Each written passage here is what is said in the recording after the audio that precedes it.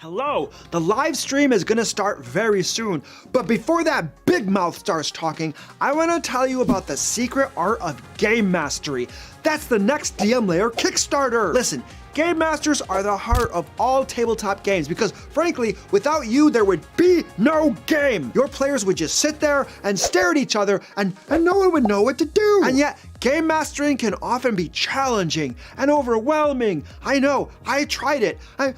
I'm still dealing with the trauma from that experience. But anyway, that's why the DM Lair team has taken their accumulated experience as game masters in a plethora of game systems, over 100 years of combined experience, that's a lot of finger counting, and put it all into one book, The Secret Art of Game Mastery. Whether you're a seasoned game master or a brand new one, we want to help you run amazing games for your players.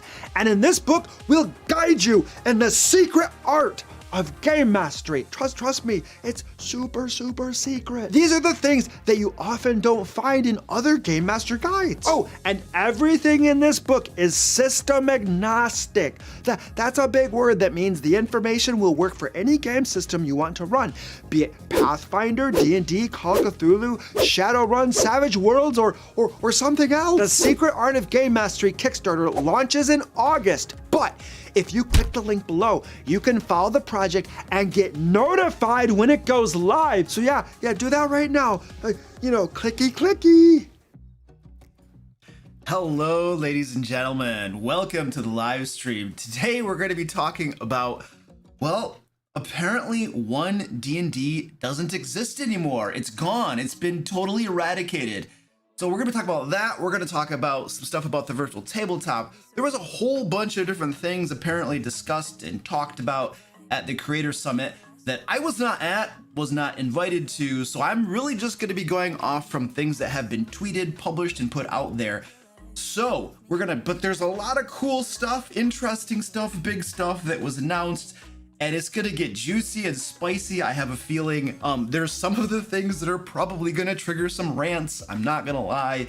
As I was reading over this stuff and listening to a couple of videos that have been put out, it was fun stuff. So today's probably gonna be a great live stream. Now I'm gonna talk about some of the stuff that I'm aware of, but I would encourage folks in the chat as well to bring up things that they've heard. I know that EN World put out an awesome article, super long, did not get through the whole thing. So if there's some interesting stuff that was out there or things that Nerd Immersion I know was tweeting a whole bunch of crap as well, if there are things out there that I do not bring up, please mention them. I will talk about them. I can discuss them as well. There's just so much content out there and we're fresh on the back of that thing getting done and we're just trying to wrap up and get some information, but we're going to talk about some cool stuff. So it'll be very fun. So before we jump into that though, we need to jump into our sleazy plugs. The first one is, you probably would just watch the video. We have a Kickstarter coming out in August, The Secret Art of Game Mastery. It is amazing. Click that link down below to follow it and get notified when it goes live. The thing is that, you know, my team and I, a lot of us, many of us, almost all of us, especially my core team, are game masters and we have tons of experience and stuff. And our heart is for helping game masters, whether you're running fantasy games, sci-fi, horror, or like steampunk or something. Like, we want to help game masters. And so what we did, and we have experience in lots of different systems and stuff as well. What we did is we took all of our combined experience as game masters and we put it down into this one book. And that's what's going to come out in August. And so we're hoping that's going to help game masters, help you to run your games. I know a lot of new game masters watch my channel. I know that there are veterans who are coming back after a break or trying to brush up on their skills and stuff. And so we want to help you as much as possible, obviously through the videos and stuff, but this book is gonna hopefully be really awesome and helpful for folks. So anyway, I wanted to plug that because I'm excited about that. We've been working on that book since last July or before then. Like, we've been working on it for probably a solid year almost at this point as we actually started work on it. So I'm very excited to be able to offer that to folks. So that's my first sleazy plug for the day. And then we got to do some other stuff. We are doing a giveaway today. Make sure you get into the giveaway. You're going to get a copy of, well, the winner will get a copy of Into the Fae, which was the first module that we published, our very first Kickstarter. It's a level 1 to 5 adventure module. So the winner will get that. And so get that. It's free. Enter the giveaway. And oh yes, we are raising money for a charity as we always do. So I want to give them a nice plug here. So it is the City Rescue Mission of Lansing. Let me go over, see if this will show them. This is their website. Basically what they do is they give food and lodging to those who don't have it in the local area where I live here. And so we're trying to raise money for them. We are at, looks like we're at $150 right now. Our goal is $500. Once we get to $500, I give them a big $500 donation. And then people will get food and people will get a place to sleep at night who don't have it. So that's what we're doing. Also, if you look at the very, very top of the screen, the very, very top, you will see that when you donate, it's got to be through tipping too, by the way. When you tip, it's got to be tips. When you donate, if you donate $25, they do push-ups. $50, I will dance. $100, I will sing. $500, I will sing and dance a song of your greatness. And by the way, I am not only a horrible dancer, but a horrible singer as well. Like, I'm horrible at it. I'm good at push-ups though. I can do push-ups, but the other ones I suck at. So if you want to look, maybe see me look like a moron, there you go. There's your way to do that. All right, the final sleazy plug. It's less of a plug and more of a shout out to my awesome patrons. But all of these folks here help support the content that we create, the live streams that we make, that we are doing right now, where we answer people's questions, my normal videos that I put out, all my stupid shorts. I started doing shorts too that just answer questions really quickly as well. So they help support all that content. Obviously, we have free resources for Game Masters over on the dmlair.com. These folks help with the bill for creating all that. We pay writers and an editing team and everything to create these free resources for folks. So you can go get those for free, use them in your games. Then obviously they help create Lair Magazine, which is our premium publication, our monthly Game Master resource publication that comes out every single month to all of our patrons. And by the way, we are now publishing Pathfinder 2nd edition content for our patrons as well. It's still unofficial, but it is there. So if you are running D&D 5e, or if you are running Pathfinder 2nd edition, Lair Magazine has what you need. It's super cool. Adventures, traps, puzzles, different resources. You drag and drop them into your games. So it's not like a module where you have to run an entire campaign. You can drag and drop. I mean, you could spice them together to run a whole thing, but you don't have to. Anyway, I've gone on enough about that. These folks right here support the channel at a higher level, and they get their names read out every stream. So let me take a big sip of this tea right here. All right, here we go.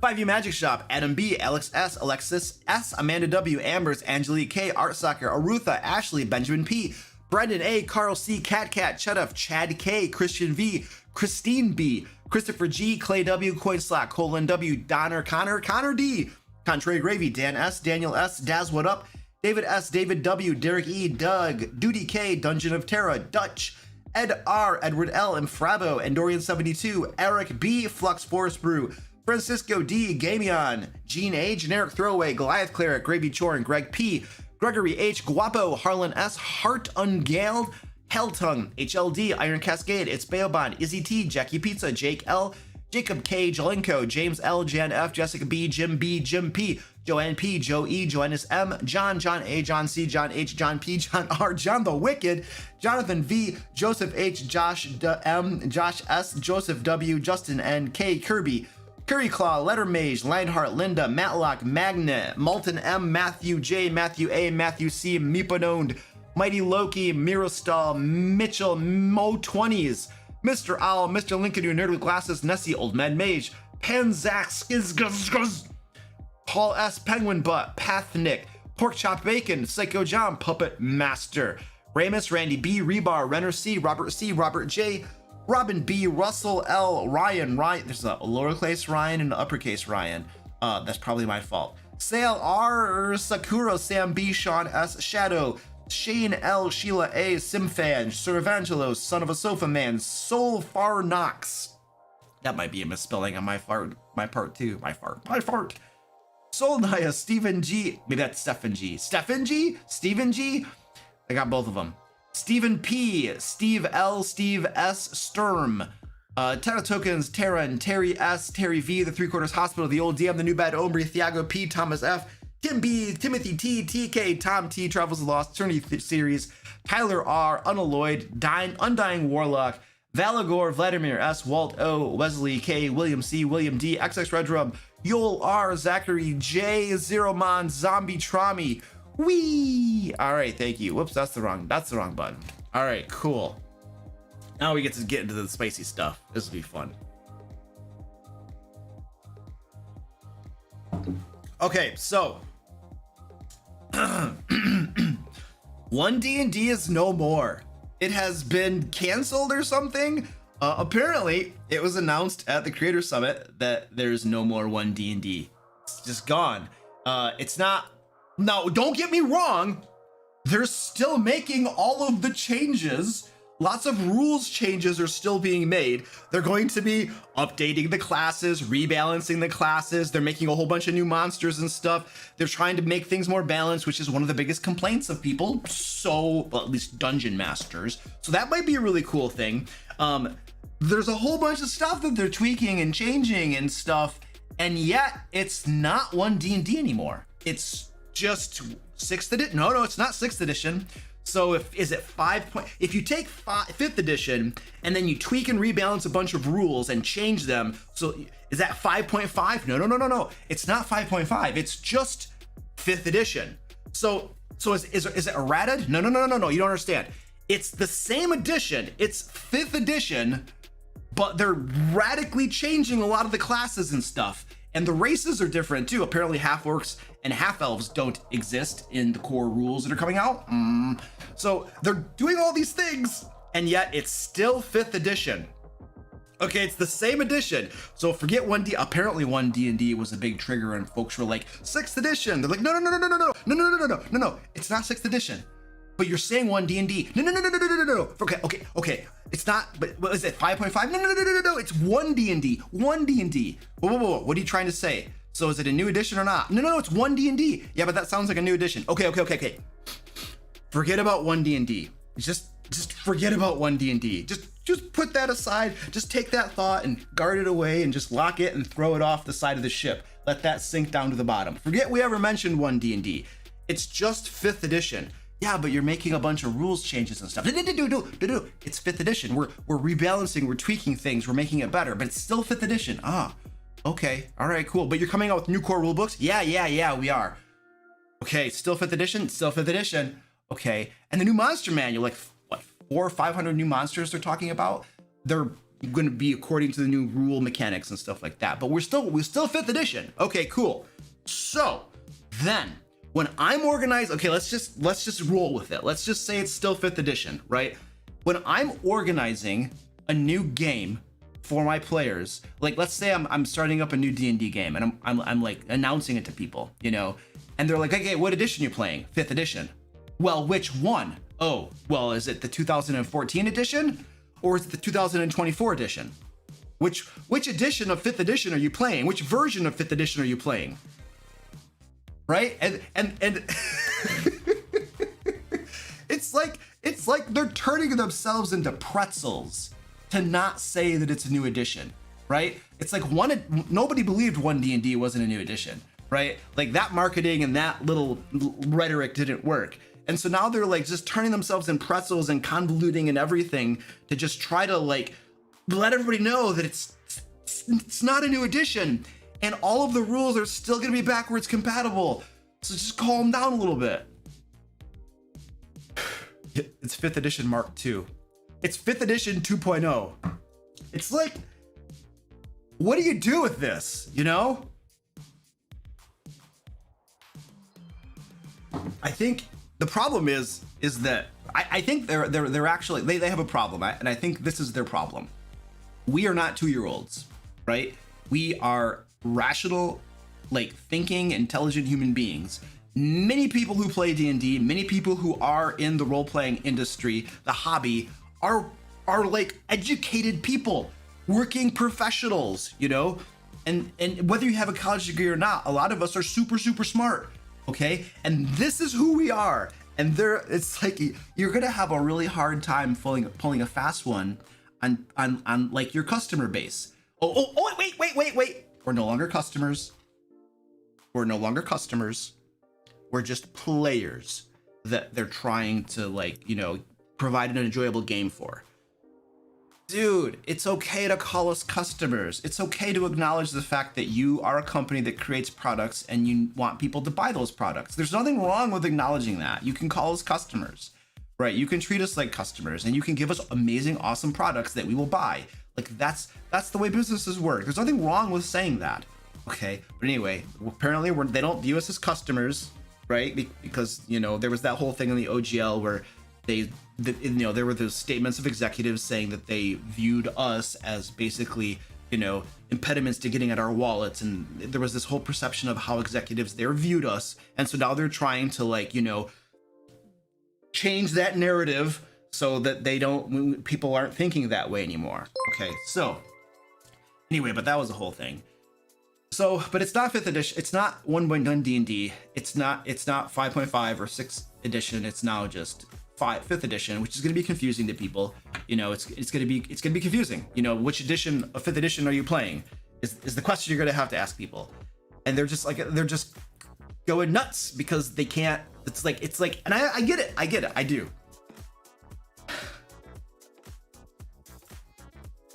If you say it's a new edition, your current sales tank because nobody wants to buy any of the books that you're putting out right now because they won't be compatible. And so your current sales tank. I understand why they don't want to call it a new edition. I get it. But they're acting like we're dumb and we don't understand, so it's just crazy. But it makes sense. They don't want their sales to tank, but they're being disingenuous and they're not being transparent with us is what it feels like, and so that upsets people, and it's kind of insulting too that they think that we're going to believe them, like that marketing rhetoric and stuff is like going to somehow deceive us. It's crazy, it's crazy. It's the corporate stuff. I worked in corporate America for a long time, and I've sat in meetings with executives, and I know the way this is like the way executives pitch and spin stuff. It's corporate speak, and it's craziness. But anyway, I probably beat that horse quite a bit. By the way, if you have other things that you've noticed that they said, because here's the thing, there's so much information out there, and it's like in tweets and stuff, it's kind of hard to consume. But if there are other things that that have been brought up that you want me to talk about, maybe I forgot or maybe I don't know about it, let us know. Throw it in the chat. If you really need to get it in front of me, send me a super chat, because here's the thing. I think my moderation team is kind of low today. I think we only have a couple moderators, and so they're going to be scrambling really hard.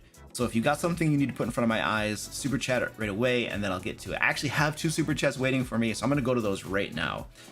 And we need to talk about the idea of it being backwards compatible too. They keep mentioning the whole backwards compatible thing, and every time they mention that, I want to like throw a desk through a wall or something. I don't know. It's just infuriating. Anyway, let's take a look at a couple super chats. Dark Winter, thank you for the 618 super chat. I appreciate that, dude.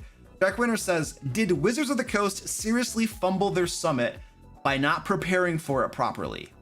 By the way, Elrond raised an eyebrow at their half-elven stupidity. So, I think they did fumble it. I think they weren't prepared for the Creator Summit at all. Here's what I think happened as far as the Creator Summit went. Well, first of all, apparently there were lots of tech issues. I was watching a little bit of, I didn't get through the whole podcast, but Destructo Boy was on a podcast by Roll for Combat, and I watched like a little bit of it, but I couldn't finish it. It was too long, and I ran out of time. I'm very, very busy. But apparently there were lots of technical problems at the Creator Summit as well. So that was a flub, right, of the tech issues that happened, and yeah. But also, it sounds like, besides the tech issues, it sounds like they expected the creators that were invited to behave or something. Let me explain what I mean by that, okay? Because I'm proud of the things that I've heard. Like, it sounds like the people who were invited, a lot of these creators were asking tough questions, right? And that just warms my heart to know that people were putting it to them and asking these questions. It's awesome. But that's not my point. My point is that, well, that's kind of my point, but there's another point too. If these sorts of summits, these sorts of invitations, like in like the gaming industry and stuff, they aren't intended for you to ask questions. They're not intended for the people who are invited to like put hard questions to the company itself. That's not the point of these things. The point of these things is to show you presentations about their upcoming products to get you excited, to get you some inside information, so that then you can leave, go back to like your video world and talk about it, right? To get the hype up, to talk about their, oh man, the virtual tabletop, they gave us demonstrations and it was amazing and you're gonna love it. That's the purpose of these things. They invite you to these things. They want you to sit through their presentations and their demonstrations and stuff so that you can absorb all of this amazing stuff that they're doing and then go tell people about it. Like that's what the whole purpose is, right? They don't want you to ask these hard questions, right? Apparently at one point, I think this was in the Indestructible Boy, he was talking about this. It might have been somewhere else, but apparently at one point, like the presentations and stuff weren't going quite as well as they would have hoped, and people were trying to ask questions and stuff, and they had to like do like a stop on their current plan, and they had to go to plan B and do like some sort of improvised Q&A or something. I forget the details of it. But it just shows that they weren't expecting people to ask questions about things, you know, and it's like the people who were invited didn't know the rules. Like you aren't supposed to ask questions. You're supposed to just sit there and listen to their stuff and then go make videos about it and posts about it and other things. Like, but the people they invited were asking questions, and they were asking some hard questions, right? I know Indestructible Boy asked a really good question, and then I think Nerd Immersion had a really good one too that they both asked. I'm sure there were lots of other ones. Like I said, I haven't done all the research. It's so much stuff out there, hard to like, you know, parse and all that kind of stuff. But they weren't anticipating it. They weren't ready for it. And it seems like too, as I was trying to do the research on this and get ready for the stream, it seems like a lot of their questions were non-answers. They gave non-answers. You know, like that's a great question. Like this happened to me all the time when I was in corporate America. Like somebody would ask a question and then the person's like, that's a great question. Like that's their, whenever you are in a meeting anywhere, and you ask a question and somebody responds, that's a great question. There is like a 90% probability that that person actually wants to kill you for asking that question, because that's the question they didn't want anybody to ask, because it's a hard question, it has a hard answer, and they just would rather not talk about it. So if anybody's ever like, that's a great question, I'm glad, or I'm glad you asked that question, they're not glad, and it wasn't a great question. It's the question that they did not want to answer. So anyway, it sounds like there were those questions going on where people asked these questions and then they were like, that's a great question. So for instance, we'll get more into the virtual tabletop stuff in a little bit probably. But one of the questions that was asked to them, and I forget who asked these. I wish I could give credit to all these things because it's awesome. But somebody asked them if the new virtual tabletop will have like an online marketplace where, you know, people who create things for, well, I was gonna say 1D&D, but apparently it's not 1D&D anymore. Let's do this. We're gonna keep calling it 1D&D because it just makes it easier to have the discussion, okay?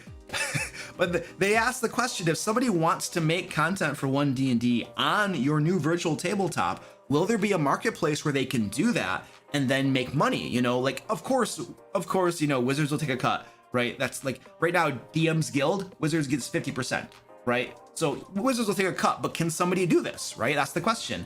And they were like, what did they say? They were like, maybe it would be expensive to do that. They were like, they would be expensive to do that. That was their answer. So it sounds like they're getting some more, they're just kind of like evading things. They're not answering some of these questions. And I don't know, I didn't read through all of them. I wasn't there, but that's the feeling I kind of was getting, you know, which it's not good. It's not a good look. I mean, if that's actually what they were doing and they were giving non-answers, it's not a good look when people are there who are interested in what you're doing and they're interested in the hobby and they're interested in your company and in your game and they're asking these questions and you give them evasive answers. That's not good. It's not good. It means one of two things. I'm going to tell you what those two things are. When somebody avoids your answer and doesn't actually answer you, they're doing one of two things.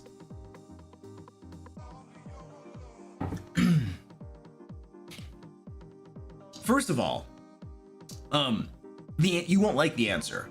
Like, the answer is actually something that you won't like, and so they don't want to tell you the answer. That's the first probability. The second one is that they just don't know, right? They weren't prepared for, or they hadn't thought about it, and they might not know. But a lot of times, I don't know. To me, it's like, there's nothing wrong with saying you don't know. If somebody asks you a question and you're just like, oh, geez, I don't know, right? Or, geez, we never thought about that. Like, you know, there's nothing wrong with admitting that you don't know or you haven't thought about it.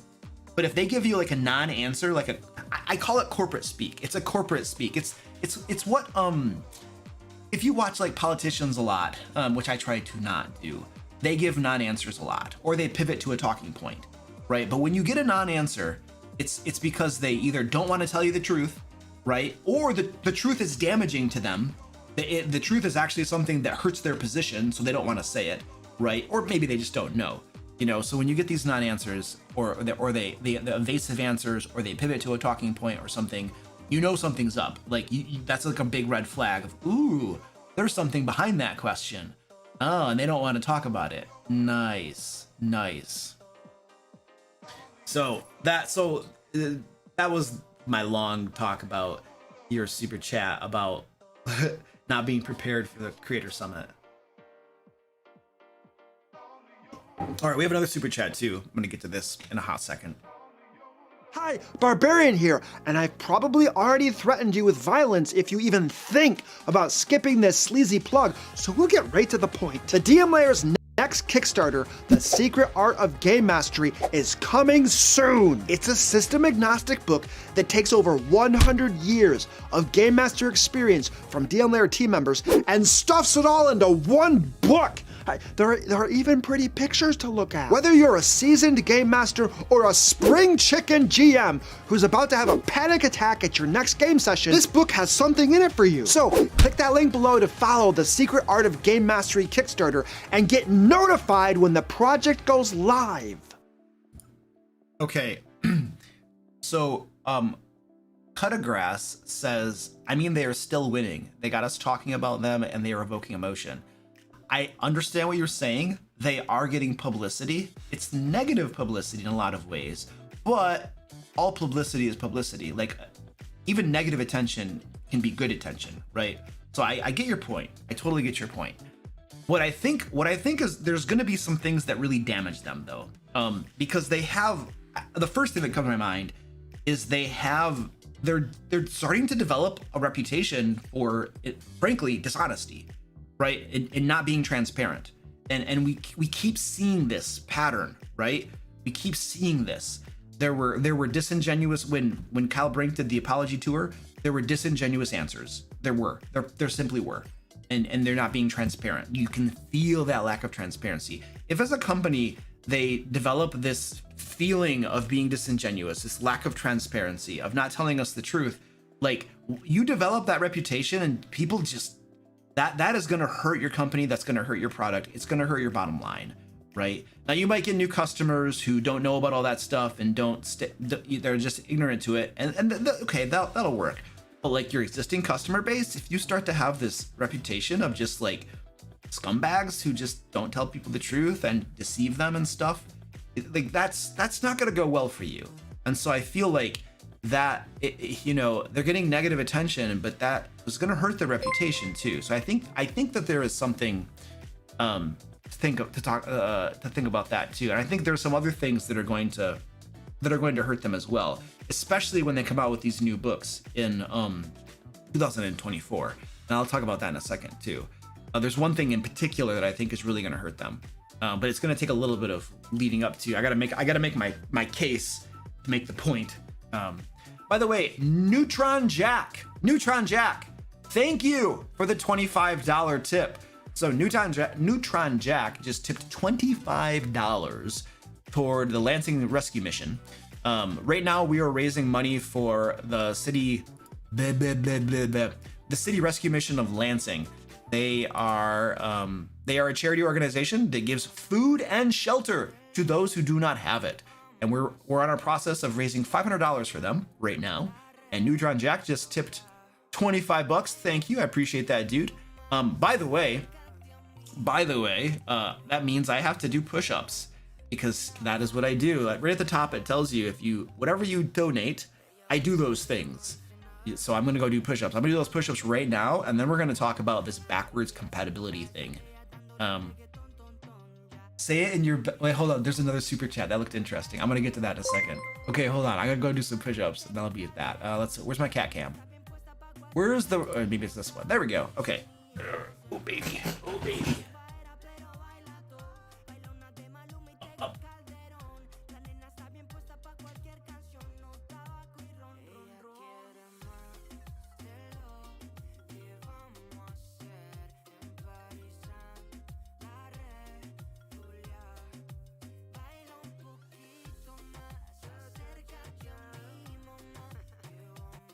Here we go. Popped off a few for you.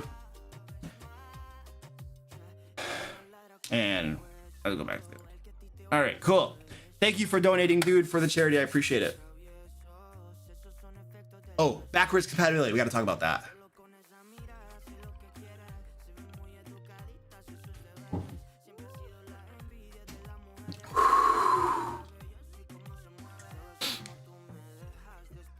So they talked about how they're going to be rebalancing the classes. They're going to be rebalancing game mechanics. For instance, if you think about some of the different types of splashes and builds you can make, like apparently there is this splash where you can have a paladin and a warlock, and you choose the Hexblade warlock, and it lets you do an insane amount of smites and just crazy amounts of damage on your smites and stuff. Probably because the paladin can access the warlock's spell slots to smite from, and they can get really high and do lots of damage and stuff. So but that's an example of some of these classes, these builds you can make that are like really overpowered and completely unbalanced. And so what they want to do in the next edition, in 1D&D, like they're calling it 5th edition now. It's just 5th edition, but the changes they want to make, they want to balance these things. They want to take these things and put them under control, supposedly, right? So that the game is more balanced. And this is great because an unbalanced game, especially when you're talking about the challenge rating system and balancing encounters and being able to run like a level 15 adventure and have it not be like insane, like underpowered or overpowered or something, like these are good changes. These are things that I can definitely get behind, right? As a game master especially. But they talk about these things, they want to do all these changes, and they're going to release new monsters. They're going to be like rules being changed and stuff, and all these things are being changed, and they talk about that, and I'm like, yes, that sounds great, because you're improving the game, right? Like I can get behind that, you know? Like I have talked about some of the problems in D&D 5th edition, right? I love D&D 5th edition. I think it's a great system, right? Now I am transitioning to Pathfinder 2nd edition for my home game, but I still think 5th edition is a good game system. I enjoy playing it, and I'm going to keep on playing it for my patrons and for one-shots that I run for my patrons as well. So like, it's a good game system. There's, you know, but it has problems, right? It does have flaws. There are things that are messed up about it that the more you play it, the more you see the issues that it has. And so I love the idea of them going back and tweaking those things and improving those things if that's what they're going to be doing, right? So that's great. You know, the problem is that in the same breath or in the next breath, they then go on to say that it's going to be backwards compatible. And when you think about some of the things that need to be changed to make these things work, I have a hard time wrapping my brain around how it can possibly be backwards compatible, right? Like, so basically you can use either the 2014 core rules or the new core rules, the 3 core rule books that are going to come out in 2024 sometime. You can use either of them in your games, and they're both going to work perfectly fine together. They're going to be completely compatible, right? Because it's all 5th edition. It's not a new edition or anything, and the rules are all compatible. And they say that, and I'm just like, how can that work? So let's pretend that you rebalance all these classes and get rid of all the brokenness that exists in the next edition in 1D&D, right? The new rule changes that you make. And then and then players are like, "Well, hold on a second. I don't like these new rules right here because I can't run my Paladin Hexblade super smiter splash. So I'm just gonna opt out of the new rules and I'm gonna keep using the 2014 rules that are outdated, that are old and broken or whatever in some ways, right?" And then let's now, obviously the game master can always just say no, you can't use those or something, but let's ignore that for a moment. Okay, let's just not consider that aspect of things. So then what you have is you have a game master who's running a game, and some of the players are using the new options from the new edition, 1D&D, whatever. You see how confusing it is to talk about the two differences? Because they want to call both of them 5th edition. But anyway, so some people are using the new options, the new character builds here, but some other people are using the ones from 2014, right? And let's assume that the reason they want to use some of these 2014 ones is that they're more powerful and stuff. Well, then you have a balance issue still. You still have the same issue. You have presumably new classes that are more balanced, and you have the older ones that aren't and that have issues, right? Like, and then, but they're in the same game and you're still running them together? How is that what we mean by backwards compatible? Is that really going to work? Or let's pretend that you're a game master who's been running 5th edition for a while, like I have, and you have crap tons of modules on your bookshelf, and you want me, like I want to run those modules, right? I want to run, all of these Tool Annihilation and some of these cool modules that are like classics that I haven't been able to run. And I want to use the old books that I have for 5th edition, the 2014 version. And yet my players are, let's pretend my players are really excited about the new versions that come out, right? And they want to run the 2024 versions of the player options, the classes and stuff, right? Is that really gonna work with my old module? Like, is it gonna be compatible? Is it gonna plug and play properly? And let's pretend that I'm using their new virtual tabletop. If I'm on their new virtual tabletop, is the option going to exist to use my old module that I had bought on their VTT, right? Or is it going to get replaced by other things? Are those new is it really going to work? Is it really going to mesh properly? I have a feeling that like old modules and stuff just are going to feel old and outdated, and they're not really going to work with all of the new options, especially if they're really redoing classes and a lot of these core rules. I have a really hard time believing that it's all gonna work together properly. I don't see it. Now, I might be totally wrong, and they might come out with them and it might work just fine. It might be just fine, and it's all completely compatible and works. And that would be, okay, cool. I'll eat crow and say that they weren't lying about it. Wonderful. I would love to be proved wrong, because there are lots of people that have bought all the books and want to just keep using all the books, and they're not interested in the new ones, right? And have the people be able that want the new ones to use the new stuff, and the ones that want to keep the old stuff that keep the old stuff, and everybody be able to play together on the same game. That would be pretty cool, that actually happens. I just don't see it.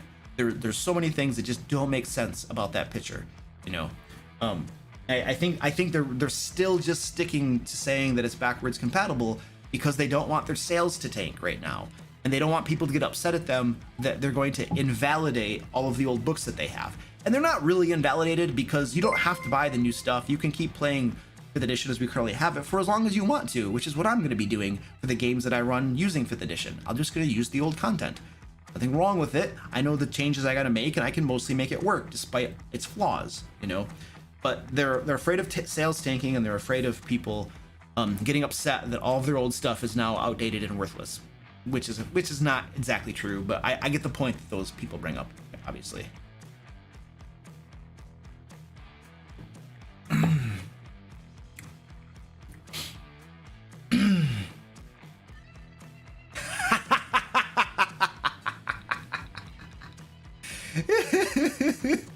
I just got the most hilarious super chat. This is awesome. I also have a cat down here who's bugging me. All right, I did that one right there. Okay, BK Dan, thank you for the $5 super chat. BK Dan says, say it in your best Sidious voice. We can feel your disingenuousness. I don't know how to do, like, you mean like Darth Sidious from like Star Wars? I've never even tried to speak like that. And I'm just gonna give you an evil voice. I don't know. We can feel your disingenuousness. I don't know. I'm bad at that. I'm sorry, buddy. I got you though. I gave you something. Oh, I can feel. Oh, that's from like the I can feel your fear now. That line and stuff. Yeah, that's cool. BK Dan, thank you for the $2. I appreciate it. Says player, if you build it, I will break it. Yeah, I mean that's something that players like to do. They come up with cool little build options and stuff like that. Yeah, it's what happens. It's what happens when any game system gets released out into the ecosystem, and especially with more splat books, more options for characters to build.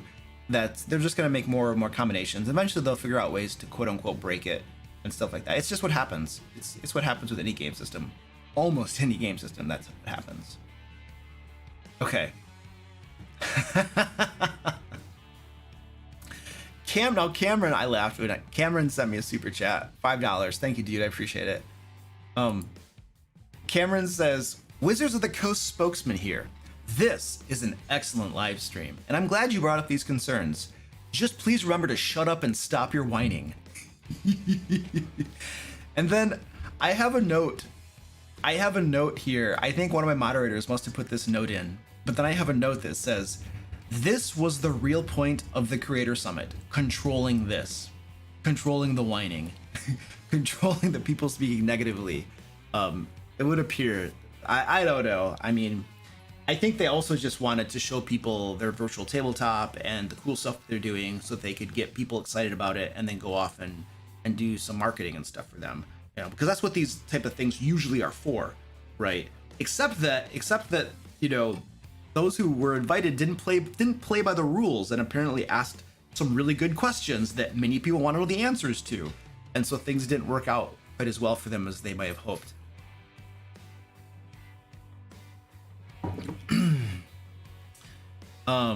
Okay, I got that one. Okay, cool. So what I was trying to go. Okay. With the whole backwards compatibility thing too, another interesting point is how does that work for Adventurers League? Think about it. Adventurers League. Like Adventurers League allows certain books, you know, and for instance, you can use anything from the player handbook plus one other resource, right? Like Tasha's, let's say, right? But now let's pretend we have the 2014 version of the game and then the 2024 version of the game, and both are legal and allowed because they're backwards compatible and okay. But in Adventurers League, then you're going to have some people who use the new characters who are balanced, presumably, and less. Let's pretend that's less powerful. And then you have some players in Adventurers League who are going to use the 2014 version of characters, and let's say they have something crazy broken, overpowered, right? Like the Paladin Hexlock. What do they call it? The Hex Bladen or something? There's a name for it or something too. How does that work in Adventurers League?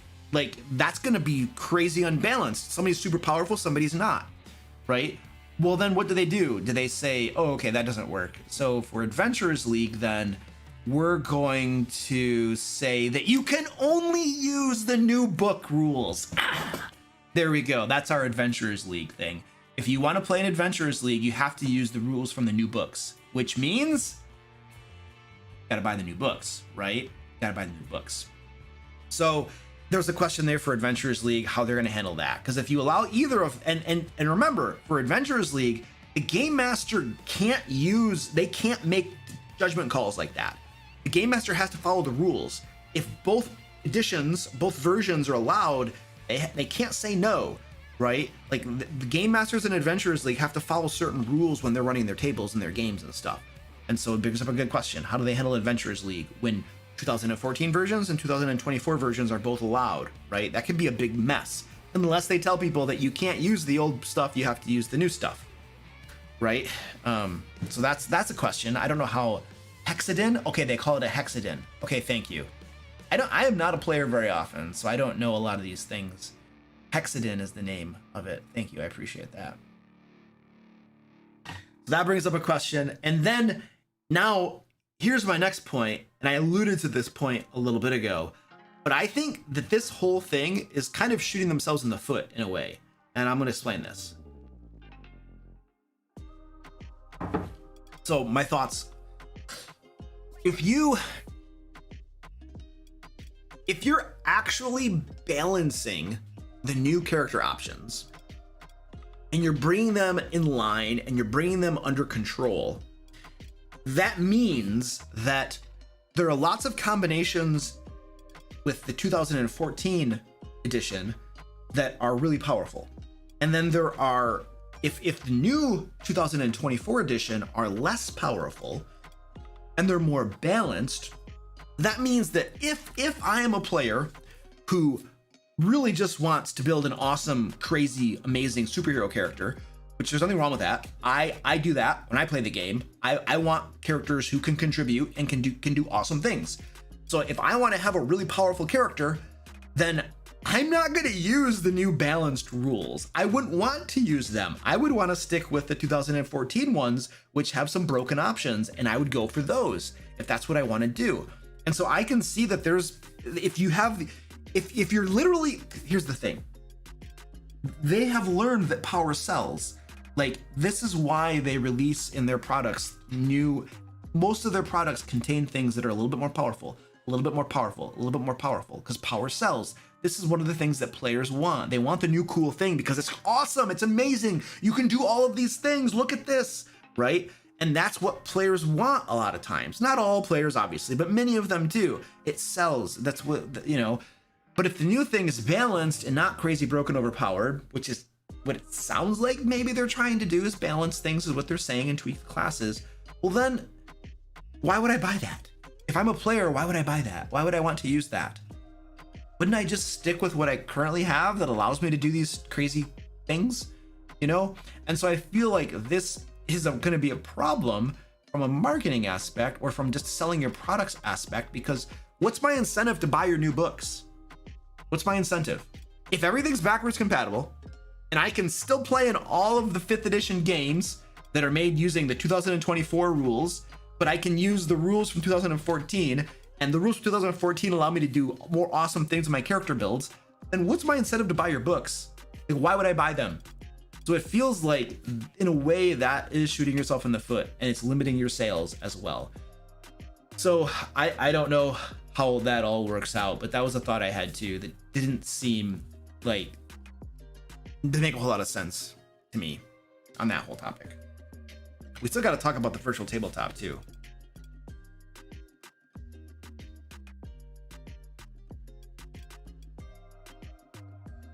All right. Let's see. We got a few questions in the chat. By the way, if there's other things that if there's other things that you guys want to talk about, please throw them in the chat. Let my moderators know, or super chat it, get it right in front of me, and then I can talk about things as well. I think we're short on moderators today, and I think it's just Tasho and Goliath Cleric today, and they're doing the best they can. But if you say something that was mentioned in the Creator Summit that you want me to talk about, give my opinion on it, give my thoughts on it, throw it in the chat. Hopefully they can try to get it over into my spreadsheet here so I can put some eyeballs on it and stuff like that. But a few things from chat was, do you trust Wizards of the Coast to probably price magical items given they can't balance magical item rarity properly? That's a very interesting, that is a great question.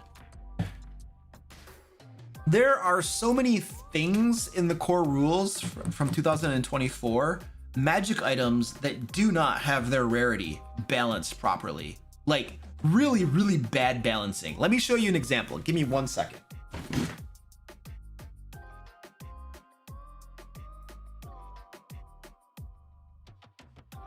Okay, check this out. This is crazy.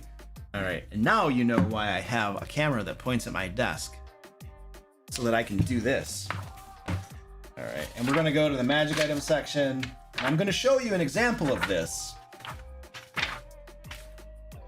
It's like at the end. Okay, so look right here. The focus isn't super great, but if you look at winged boots, according to the Dungeon Master Guide, they are uncommon flying magic item. And yet right below them are wings of flying. Now, if you compare these two things, winged boots and wings of flying, you will find that winged boots are actually more powerful than wings of flying. Why? Because winged boots, you can use them for up to 4 hours and you can activate them in 1 minute increments, which means you can essentially fly in every combat or every situation where you need to fly during that day. You can always fly. For all intents and purposes, as far as the game matters, you can always fly. Okay? You can de facto always fly. But wings of flying, you can only do it for an hour, right? It's 1 hour, and then they disappear, and they're gone for 1D 12 hours. Like, wow. So one use, basically. And then once you take a short rest, or some time passes, which happens when you're going through an adventure, you can't use them anymore. Like, it is so clear to me that when you actually play the game, that winged boots are way more powerful than wings of flying. And yet wings of flying are rare, and winged boots are actually only uncommon. And so you can literally see that in my book, I have scratched out uncommon and I have written very rare. So this is one example. This is one example of the commonality, or whatever you want to call it, of magic items being completely not in alignment, right? With reality of play. Now, this is one example. I'm sure there are others. This is the most egregious one. It was so bad that I have changed it, obviously. You know, and then things like Cloak of Displacement are crazy powerful. Oh my word. That's like a legendary. That's like a Cloak of Displacement, in my opinion, is a super legendary item. You put that on a character who already has a high armor class and they are unhittable. Like, it is nutso. So the question that the chat asked was, it has to do with the fact that they told us that they're going to be, in their new rule system, they're going to be putting gold piece prices to magic items, so that magic items won't just have like a commonality, like uncommon, rare, etc., but they're going to have gold pieces attached to it, right? Which I think is smart. I think that makes sense, right? They should have done that. Pathfinder 2 did that. It is actually very interesting. As I was reading and listening to some of the changes that they're making to the 5th edition rules for 2014, so many of the things remind me of Pathfinder 2nd edition. It's like, it's almost like the people at Paizo are geniuses. I mean, what can you say? It's like the folks at Paizo saw 5th edition and they're just like, huh. They probably played 5th edition and they were like, huh, we can do better. Look at these flaws. Let's fix all this stuff and make a new version of Pathfinder, right?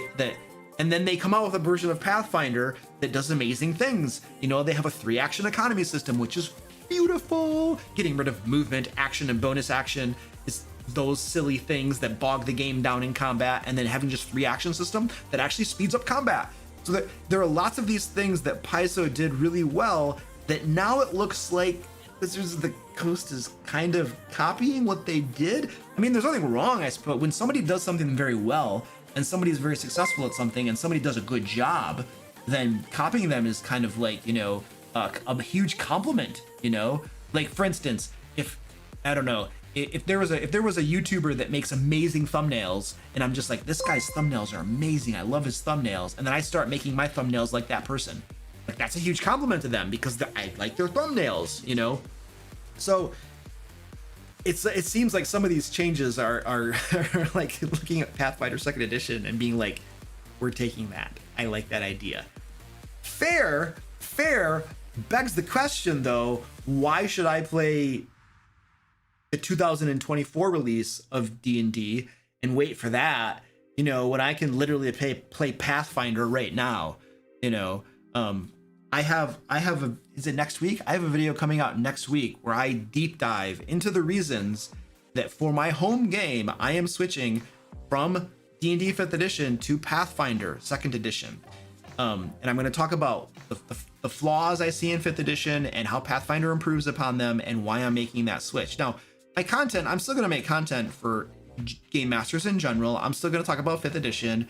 I'm still going to, so that's not going to change. And the resources we publish, such as Lair magazine, that's what our patrons get every single month. That's still going to be 5th edition compatible, but we are also publishing those same resources for Pathfinder 2nd edition as well. So whether you're playing 5th edition or Pathfinder 2nd edition, we're going to be publishing resources for you. I mention this because some of our patrons are sometimes, get a little like, oh no, is he going to stop publishing for 5th edition D&D? No, we're not doing that.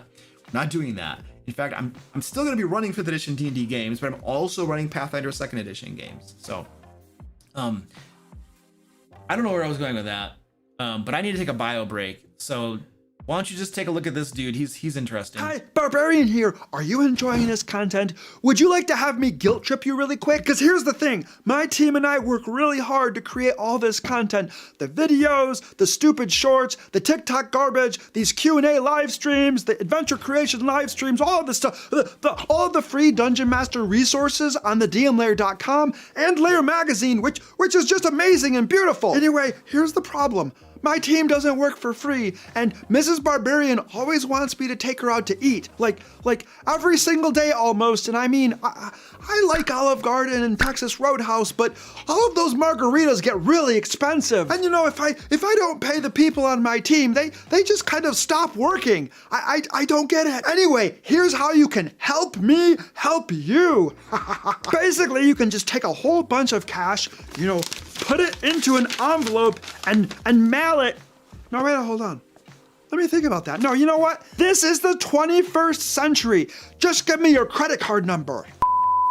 Okay, forget all of that. My lawyers have advised me to instead request that you become DM Lair patrons at the link below. I mean, it still allows you to send me money, but it's legal and you get cool stuff in return. For instance, every month you'll get a new issue of Lair magazine, which contains tons of Dungeon Master resources like adventures, puzzles, traps, monsters, magic items, and more. You see, I'm not just asking for a handout, which is what a lot of people do with their Patreons. I'm actually going to give you stuff in return. So yeah, just, kind of click that link below and become a DM Lair patron, so I can stop putting my foot in my mouth. Thank you. Okay, cool. By the way, folks, don't forget we are running a giveaway today. You can get a hard copy of Into the Fae, which was our first Kickstarter. It's a level 1 to 5 adventure module featuring lots of Fae creatures and cool stuff. So there's a link in the chat where you can do that. It's free to enter, costs you absolutely nothing. We will draw the winner to that giveaway at the end of the live stream. All right, and I got some super chats, so I'm gonna hit these super chats. Delta Snake, thank you for the 11 something. I don't know what that denomination is. How about we build, it says quotation marks, how about we build a version of D&D where each player can choose to follow the rules from AD&D to 5th edition. That edition could be called D&D 5th edition, Tutti Frutti.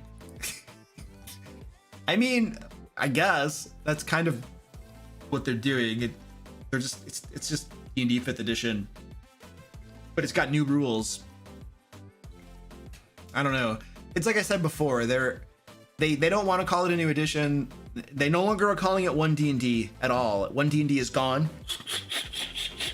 Just erase that thought from, forget we ever mentioned 1D&D. It's just 5th edition. It's just 5th edition. Except that the rules are going to be changed and different, and the classes and character options are different. That's it. But it's still 5th edition. We're going to give you 3 new books too. 3 new books, but it's just 5th edition. And it's all backwards compatible too. $10 super chat from Zaronis. Thank you, sir. Appreciate that. They say, any news for LairCon 2023? I had a blast the past 2 years. Yeah, I can tell you about LairCon. So basically, it's going to be happening in October. I believe that we are targeting, it's usually the first weekend or the second weekend in October that we do LairCon. And I think it's going to be the second weekend. But we have not quite locked in our venue yet, but this is what we're doing. So we are definitely targeting the Texas area. I believe Dallas Fort Worth is the metropolitan area that it's going to be near. And Goliath, you can confirm or deny that. I can't remember if it's Dallas. It's like Dallas Fort Worth, but there's another really big city in Texas too that I get confused all the time. So he can probably tell me if I'm wrong or not. But we're pretty sure it's going to be there. And right now it's Dallas. It is okay. Thank you, sir. So we are targeting that area, and we're looking for. This is what we want to do. So we want to take and do it. We're targeting a 4-star hotel. We want it to be a very nice hotel. And it's also going to be small. LairCon 2023, is that where we are? Yeah, it's going to be very small. It's a very small convention. There are going to be about 20 tickets. That's it. 20 tickets to the convention. It's going to be at a hotel. We're going to try to get a room block and stuff to get folks discounts and all that kind of stuff. And then we're going to have where we hold it, since it's going to be small with like 20 people attending, then we'll have staff and the people from my team will be there, obviously, but the actual tickets will be like 20. Because it's small like that, we're going to try to get a conference room at the exact same hotel. That's actually my requirement. The conference room needs to be at the exact same hotel where we have the room blocks. And the idea is that you can go to the hotel and walk from the same hotel down to the conference and to LairCon and have it all be together, and it'll be this really cool, awesome, tight experience. And we're gonna make it super premium too. Obviously, the tickets will cost more, right? But we're going to have, I'll be running games. Zach, Goliath Cleric will run games. Ed from my team will run games. We have some people from Peak D&D that are going to be running games. This is my point. We're only going to have really good game masters running games.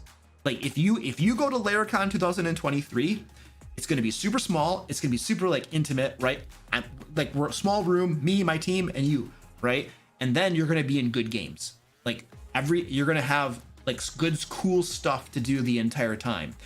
A lot of times my experience at conventions has been a lot of downtime, sitting around waiting or not getting into a game slot, or you do get into a game and you find out your game master isn't that good. In fact, I just got back from 2 gaming conventions, and I can tell you that I sat through some games that were not the most fun in the world, and then I sat through some that were really cool.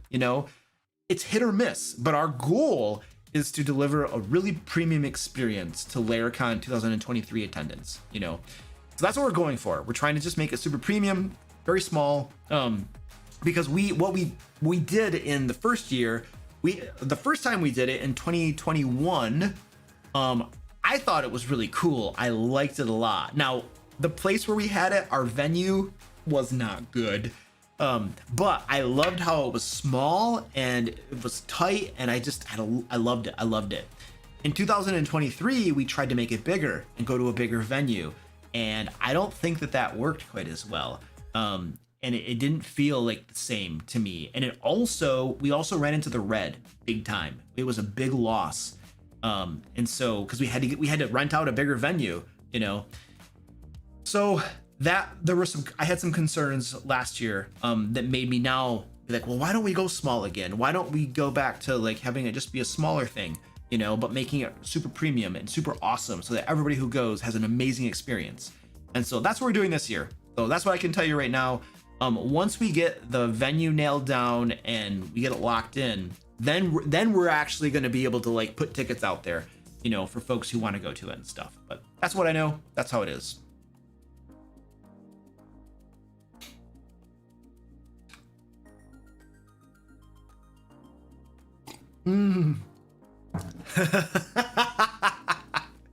Okay, so Jesse in chat posted a couple of things. Ronwin says that's a retreat. Yeah. You can kind of think of it as a retreat, sure, because it's small and cool. Yeah. But Jesse said, by the way, Tiffany, good to see you. Jesse said, talking about D&D and the different editions, Jesse says that 3rd edition, when you went from 3rd edition to the 3.5 era, that was the rise of Pathfinder 1. But my understanding is that 4th edition, when Wizards of the Coast released 4th edition, that's when Pathfinder 1 really took off. That's my understanding. because many people did not like 4th edition. And they were like, this is not even D&D, this feels like a different game, and they didn't like it. And so that's when Pathfinder 1 really took off. That's my understanding. And then Jesse said that 5th edition to 5.5 era is the rise of Pathfinder 2. Perhaps, I mean, it might be. Like, I feel like somebody made a comment at the very beginning of the stream that something along the lines of Pathfinder 2 is selling like coffee at a truck stop. You know, like whoever has been on a road trip, you've been driving for a while, like you drink coffee, dude. You drink coffee. And so when you go to your truck stop or your gas station or whatever, you get a bunch of coffee. And their comparison was like Pathfinder 2 is selling just like that. People are just gobbling it up, you know? And it's a fair point. It's a great system and it fixes a lot of problems with 5th edition. And there's a reason there's a reason I'm running Pathfinder 2 for my home game. There's a reason that Zach on my team is transitioning his games to Pathfinder 2. There's a reason that Ed on my team, so Zach is our director of product development and Ed is our lead developer.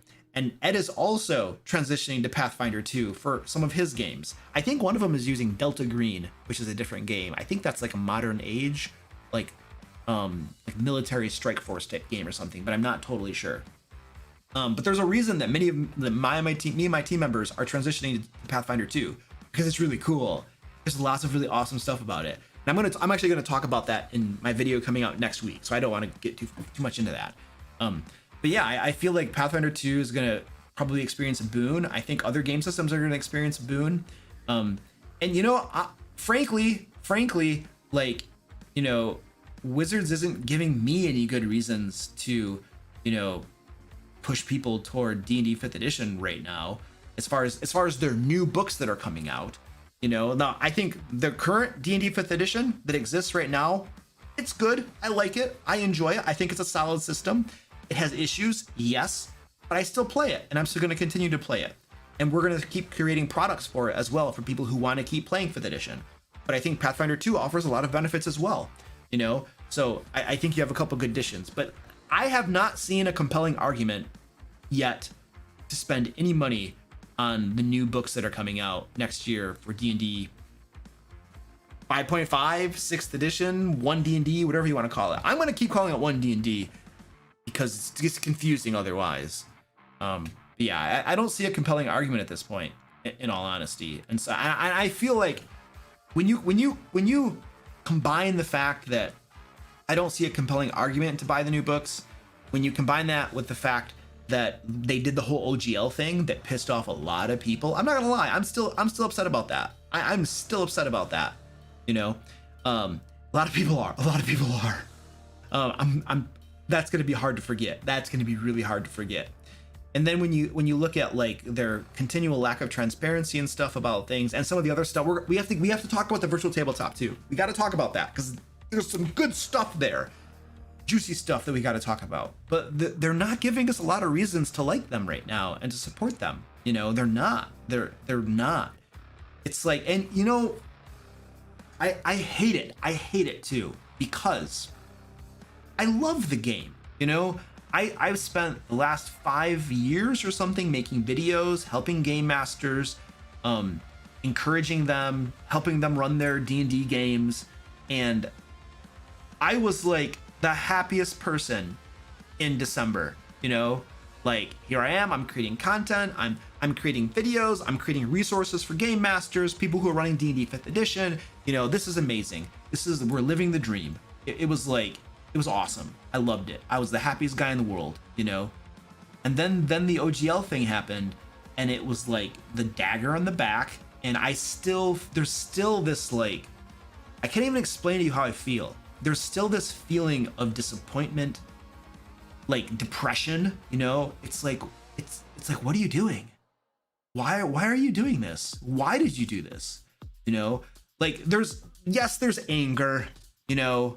And that's probably the anger I have over it is probably the thing that you see the most in the live streams or in my videos. But there's also this sadness in me, you know, where it's kind of like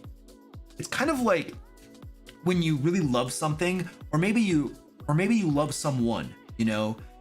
And then there's some sort of betrayal that happens. You know, you're angry about it, yes, but your heart is also like crushed a little bit, you know, and you just feel sad and depressed and down, you know. And so I kind of feel that way too because of what they did and what they're doing. And it's just, it's saddening and depressing, you know, angering too. And that's kind of how I feel about it. So I was thinking about this morning or yesterday at some point. And I was like, why couldn't they have just, everybody was happy, man. Everybody was happy. Everybody was happy. Why did you do this? You know, why did you have to do this? It was great. It was wonderful. You know, people were getting excited about 1D&D. You had content creators creating videos every week about 1D&D. People were talking your product up. You know what I mean? It was everybody was riding this roller coaster. It was just like, it was great. It was great. It was great. You know, and then they pulled that stuff and then it was like, whoa, you know, and then you're just like, why would you do this? Like, what are you thinking? You know? So anyway, there's a lot of emotions in there, you know, that are kind of mixing around, and it's sad, depressing on one point, and you wonder, what are you doing and why? You know what I mean? And then you ask questions like, well, where do I go going forward? You know, when it's crazy stuff, you know.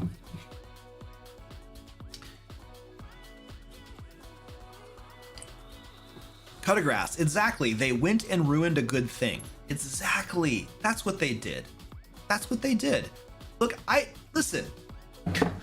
This is a conflicting thing for me because I make content for D&D 5th edition. I make videos about it.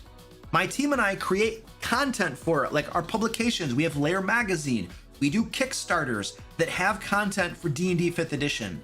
It's like, I don't want them to fail. I don't. Like, when Wizards of the Coast and D&D does well, guess what? People come buy products from me. They watch my videos and stuff, you know, because they like D&D 5th edition, they're interested in that stuff, and I'm providing resources for them, and they're like, oh, cool, this is helpful, let's go do this. So it's like, when Wizards of the Coast and D&D 5th edition does well, guess what? I do well, right? It's a mutually beneficial relationship. So it's like, I don't want them to fail, like, you know, because if they fail, that affects me as well, right? But it's like, so I'm in this position where I have like a conflict of interest, where it's like, crap, you know, Wizards of the Coast is doing some sleazy stuff and they're not being transparent and they're being disingenuous. And yet at the same time, I don't like that, right? But at the same time, as their sales tank and people get upset at them and jump ship and go other places, like that affects me, it affects my business, you know, because there is a directly proportional relationship here, you know. And so it's like, on the one hand, it's like, I don't want them to fail because that hurts me, but on the other hand, it's like, but they're doing really bad stuff and like, that's not good. And I can't not talk about it, right? Because that would just not be right. So it's like, geez, it's just, you know what I mean? It's just this crappy, horrible place to be, you know? But I don't know. It's not like I don't want to get on my little violin here and cry. It's not what I'm, you know, that's not my point. I'm just speaking like honestly, like I'm in this crappy, crummy position, but I don't know. It's weird. It's weird. Hey, John Pearson. Luke, my birthday is tomorrow. Can a dude get a happy birthday from the barbarian? You're not only gonna get a happy birthday from the barbarian, Mr. Pearson, but you're gonna get a barbarian birthday song. I need a drink of tea first.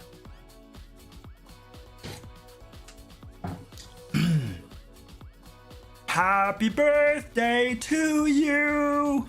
Happy birthday to you. Happy birthday, dear John. Happy birthday to you. Ya queremos pastel. Ya queremos pastel. Y un poquito de Coca-Cola también. Ya queremos pastel. I screwed that last part up. How does that go? Ya queremos pastel. Ya queremos pastel. Y Coca-Cola también. I forget how that last part goes. I forget how it goes. My wife could tell me. I screwed that up. But anyway, happy birthday, dude. There you go. Yes, the barbarian is bilingual. I lived in Central America for 4 years. I speak Spanish fluently. I probably have I have a gringo accent. Let's not lie, right? My wife is from Central America. We talk Spanish every single day. So yeah, I'm very much bilingual. Barbarian has been hanging out with the Bard. No, the Barbarian's a bad singer. What's the? Okay, let's just keep going for some questions here. If you have questions, please ask them. My moderators are throwing them into a spreadsheet. Obviously, if you super chat them, I will get to you a lot faster. And I have a few super chats, so I need to get super chats here. We got to talk about the virtual tabletop too. I have some thoughts on this virtual tabletop, some of the stuff that they were talking about at the Creator Summit and the information that we have. And I gotta express these thoughts, but I'm gonna hit these super chats first. Dark Winter says, for $5, thank you, sir. Any chance of a Lord of the Rings inspired reenaction of the summit? A Lord of the Rings inspired reenaction of the summit? That would be interesting. That would be interesting. I need to make that. I'm gonna have to do a sketch. I'm gonna have to do one of my sketches where I have Monty Core. Welcome to D&D at 6. This is Monty Core. I'm gonna have to do one of those sketches about the Creator Summit or something. The problem is that it takes me. I need like 2 months of lead time to get those sketches done because I have a process involved and stuff, and it takes a lot of time. But I need to do one of those because that'll be hilarious. But it'll take a couple months. BK Dan, thank you for the $2, dude. I appreciate that. My cat wants his belly rubbed. Little guy, Squeaky's like, let me sniff your butt. BK Dan, thank you for $2. BK Dan says, Paizo grew from D&D. D&D grows from Pathfinder 2. It's a good circle. Yeah, I mean, I think they feed together. There's a symbiotic relationship, you know, when certain company, it's like when the hobby grows in general, everybody that's part of the hobby benefits and grows from it, you know. So there's definitely a symbiotic relationship. Even if you say, you know, Pathfinder 2 and D&D are like, you know, competitors, and they are in a certain sense, you know. But when one grows, the other tends to grow too, you know, as there's general awareness in the hobby and more people are liking role-playing games, tabletop role-playing games, you know, then everybody's going to benefit from it, you know. Dark Winter for $2. It's actually £2. Oh crap, the coughing has started. So check this out. When I went to GaryCon, it was either GaryCon or Marmalade Dog. Somebody gave me something nasty. I was out for like 2 days, roughly. My wife has been out for like a week now. She's just like flatlined. She's getting better. She got better. But I got something at GaryCon. I got something. It was not good. Now I mostly feel good, except that I have a cough that I have a coughing fit like 3 times a day, basically. It's weird. Dark Winter for £2 says the oath is strong with Wizards of the Coast. Well, I don't know. I feel like they keep putting their foots in their mouths. That's what I get this feeling. Like they did it with the OGL stuff, and then it feels like they're doing it now with the Creator Summit. They did it with the Creator Summit. From what I know about it and what I'm reading and hearing, it sounds like they put their foot in their mouths a lot. And the creators that were there were asking them really good questions and really tough questions, and they were giving evasive answers. They were giving like non-answers, you know, like nothing, no things of no substance. They were giving them corporate speak, you know. What was it? There was one of the quotes. What was one of the quotes? They had one quote. Somebody asked them an example of that. Somebody asked them, you know, they were talking about the new virtual tabletop for D&D, and Would it be available for like different systems? Like, could people use your virtual tabletop for like, you know, Pathfinder or Call of Cthulhu or Savage Worlds or Dungeon Crawl Classics or Castles and Crusades? You know, that was the basic idea of the question. And Wizards' response was, you know, we're in an interesting position where we are both the creators of D&D and the virtual tabletop. So who knows what the future holds? That was the answer. That was the answer. So reading between the lines, this is the answer. No, their virtual tabletop is going to be for D&D only. Of course, they're not going to allow these other game systems, but I'm going to get into that in a second. We're going to deep dive into that whole thing because there's some juice there that we need to talk about. But that's an example of a non-answer. and they're evading the question because you're not going to like the answer. You're not going to like the answer. Goliath says, what do you think of the fact that they want to make a premium VTT but couldn't even handle tech issues at a small summit? Yeah, well, you know, it doesn't look good, right? But I'm gonna give them a little bit of the benefit of the doubt. Listen, I like crapping on them, you know, to a certain extent, and I'll call garbage out when I see it. But I don't want to be completely unfair either, because these tech issues happen. They do, and they happen at the wrong. They always happen at the wrong times. They do. They do. Like, this has happened so many times where you prep for a meeting or you prep for a presentation and everything works just fine, and then all of a sudden, when you're giving the presentation, that's when it doesn't work. That has happened to me so many times. I've seen it happen so many times. It's like we would be, when I used to work in software development, and we'd be doing a presentation to our they're not called shareholders, not stockholders, but they were people that were interested in the products that we were developing. You know, it was a presentation to them, and you know, the developers would have everything working just fine, and then we'd be doing the presentation, sometimes in front of like hundreds of people, and all of a sudden, like, the system goes down, or there's a disconnect, or there's delay, or there's a lag or something. Something happens, something crazy happens, and you're just like, what? Like, it worked fine before, but now when everybody's watching, it doesn't work. So I've seen that happen a lot. So it does happen. And so, I mean, you got to assume, you have to assume, giving them the benefit of the doubt, they're having content creators there, people who have like YouTube channels and people who do blog posts and stuff like that. Like, you don't want to fall flat on your face. You want to make sure that your presentations and everything go well and go smoothly. So you're going to prep for them, and you're going to put in that effort to make sure you're ready for them. So I have to assume that they did that, and they weren't like half-cocked when they were doing that stuff. If they were totally half-cocked, that's concerning, right?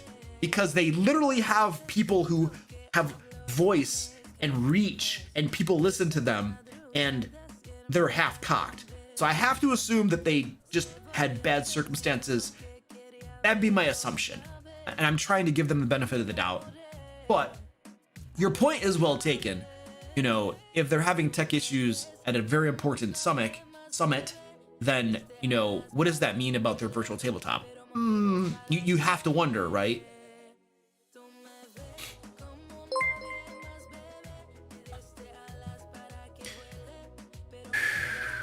Hi, Barbarian here, and I've probably already threatened you with violence if you even think about skipping this sleazy plug, so we'll get right to the point. The DM Lair's next Kickstarter, The Secret Art of Game Mastery, is coming soon. It's a system-agnostic book that takes over 100 years of Game Master experience from DM Lair team members and stuffs it all into one book. There are even pretty pictures to look at. Whether you're a seasoned game master or a spring chicken GM who's about to have a panic attack at your next game session, this book has something in it for you. So click that link below to follow the Secret Art of Game Mastery Kickstarter and get notified when the project goes live. Okay, What is the, a super chat from Lord God? Thank you for the $2 super chat. They say, what is the barbarian's intelligence? You know, he has average human intelligence. He's like an 8. I would say he's probably an 8 on a good day, would be my thought on that. Dazozia said, wait, is the title clickbait or is it true? No, it's true. 1D&D doesn't exist anymore. Like they have, they're no longer calling it 1D&D. They're not calling it 1D&D anymore. That's so yes, that is no more. 1D&D is gone. But they're still making changes to things. They're still changing classes and other things. Now, some of the things that they said they were going to do, they're no longer going to do. For instance, the spellcasting schools, I think they were going to have Arcane, Divine, and Primal as like the schools, and they've scrapped that, and they're now going to go to this class-based spellcasting lists. So I think they've scrapped that, but they're still making a bunch of changes and they're still doing things, but they just don't want to call it 1D&D anymore. I think people were just like, oh, 1D&D is a new edition, and then they're like, no, it's not. It's just 5th edition. We're just gonna call it 5th edition, except that we're gonna have brand new core rule books with new rules, but it's still 5th edition, and it's still backwards compatible. It's like you need like something like that little pendulum when you're hypnotizing someone, when you're trying to like brainwash someone and hypnotize them. That little pendulum that swings back and forth. It's not 1D&D. It's just 5th edition. It's 5th edition, and it's backwards compatible. Like that's, you know. So that's what they did. They abolished that name, and the rule changes and stuff are still happening to some extent, but they got rid of the name. And so now when we talk about it, we're all going to be confused because it's still 5th edition. It's either 2014 5th edition or it's 2024 5th edition. You have 2 versions of the edition. You have 5th edition version 1 and 5th edition version 2. We're turning ourselves into pretzels and jumping through hoops to like assure people that it's not a new edition and that everything will be backwards compatible. Don't you worry, keep buying our books. Everything will still work with the new stuff that comes out. So that's the point that I was trying to make with saying that it is no more. Okay, I think I got through all the super chats. So yep. Oh nope, I missed one. I did miss a super chat. BK Dan, thank you for $2. They say, how about Owlbear Rodeo and not their VTT? I don't know what you mean about that. I have not used Owlbear Rodeo, so I can't really comment on that. I don't know. Sorry, dude.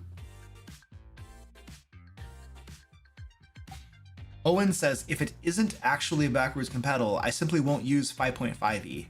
A lot of people are saying it's 5.5. Oh, Lord God says it's 5e plus. Yes, yes, you guys, okay, check this out. Like this is what you do. This is what you do in like software development. Like, well, if you look at like C++, you know, you had the C, you have this, you increment it, right? It's a C++, and then C#. You just keep incrementing things, you know, with your software languages. And so you could also increment it. It's 5e plus. And then, you know, in 6 years, it'll be 5e++. And they'll just keep incrementing it, you know? It's not a new edition. It's still 5th edition, but we just keep incrementing it. We put a plus on the end.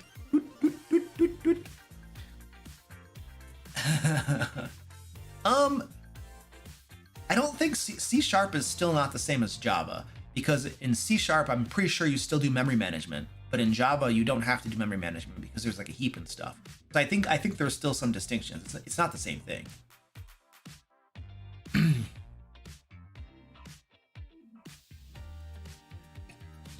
It's 5e advanced. Yes, it's 5e advanced.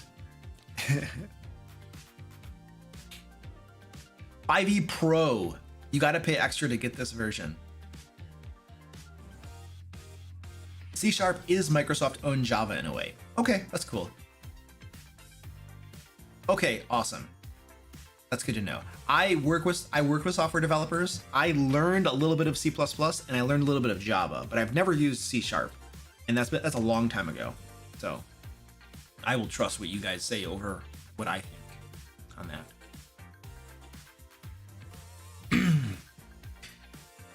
All right. In the chat, somebody said it's not so much not allowing other games in their virtual tabletop, but how are they going to make their virtual tabletop better than any other that people will want to use their virtual tabletop? All right, so let's talk about the virtual tabletop then.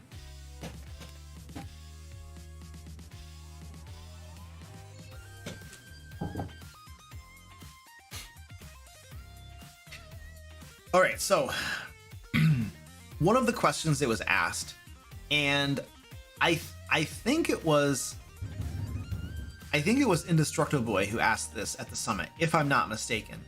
But if I remember correctly, the question put to them was essentially, you know, if Wizards of the Coast, the virtual tabletop, is only going to be for D&D, why would people want to pay to use it? Because other virtual tabletops, let's look at Foundry VTT. Foundry, you can play D&D games, you can play Pathfinder games, you can play Pathfinder 2nd Edition, you can probably play Savage Worlds, you can probably play Dungeon Crawl Classics, and like there's probably like, I don't know, 50 or something different systems that you can play on Foundry VTT. So if I'm a game master and I'm running games, like literally right now, you guys, I'm running a Pathfinder game and I'm running a 5e game. I literally bought Castles and Crusades books. I was trying to buy Dungeon Crawl Classic books at GaryCon, but they ran out and I couldn't get them, so I have to get them on the website someday. But like, if I'm a game master and let's pretend that I run my games online, I am maybe not running just one game system. I know that Ed, our lead developer, runs a couple different game systems at least. And so like, if I want to run a game system, or I want to run multiple game systems, why would I choose a virtual tabletop that only allows me to run one game system? And then pay their price, but also pay the price of running another virtual tabletop. Like if I'm going to use Foundry, there's a one-time charge to use Foundry, one-time lifetime charge. Now, if I want to host it on my own computer, I pay nothing more. But there are some convenient aspects of getting my Foundry game hosted elsewhere. I think Forge is the name of the place where a lot of people host it. And then I will have to pay like an ongoing, probably $10 a month or something to Forge to have my game hosted out there, which has some convenience to it. My system, the lag of my system, you know, my players can go in any time and update their characters. There's some good stuff there. But if I'm already paying for that because I want to run, say, a Pathfinder 2 game, then why would I also pay for the D&D's virtual tabletop when I could also just run my D&D games on Foundry as well, you know? And so the question put to them was, why would people choose your virtual tabletop when it's so limiting? It limits so much of what you can do because it only allows you to run one system, when people could go to something like Foundry that allows you to run lots of different game systems. Like, what's the compelling argument to use yours over other people's? And their answer was basically, it was a nothing burger. It was, you know, we're in the interesting position that we create both the game Dungeons & Dragons and the virtual tabletop. So who knows what the future will hold? Like, that was their answer to that question. And so Indestructible Boy asks a very good question, and he got like a nothing answer. This is what they're really doing.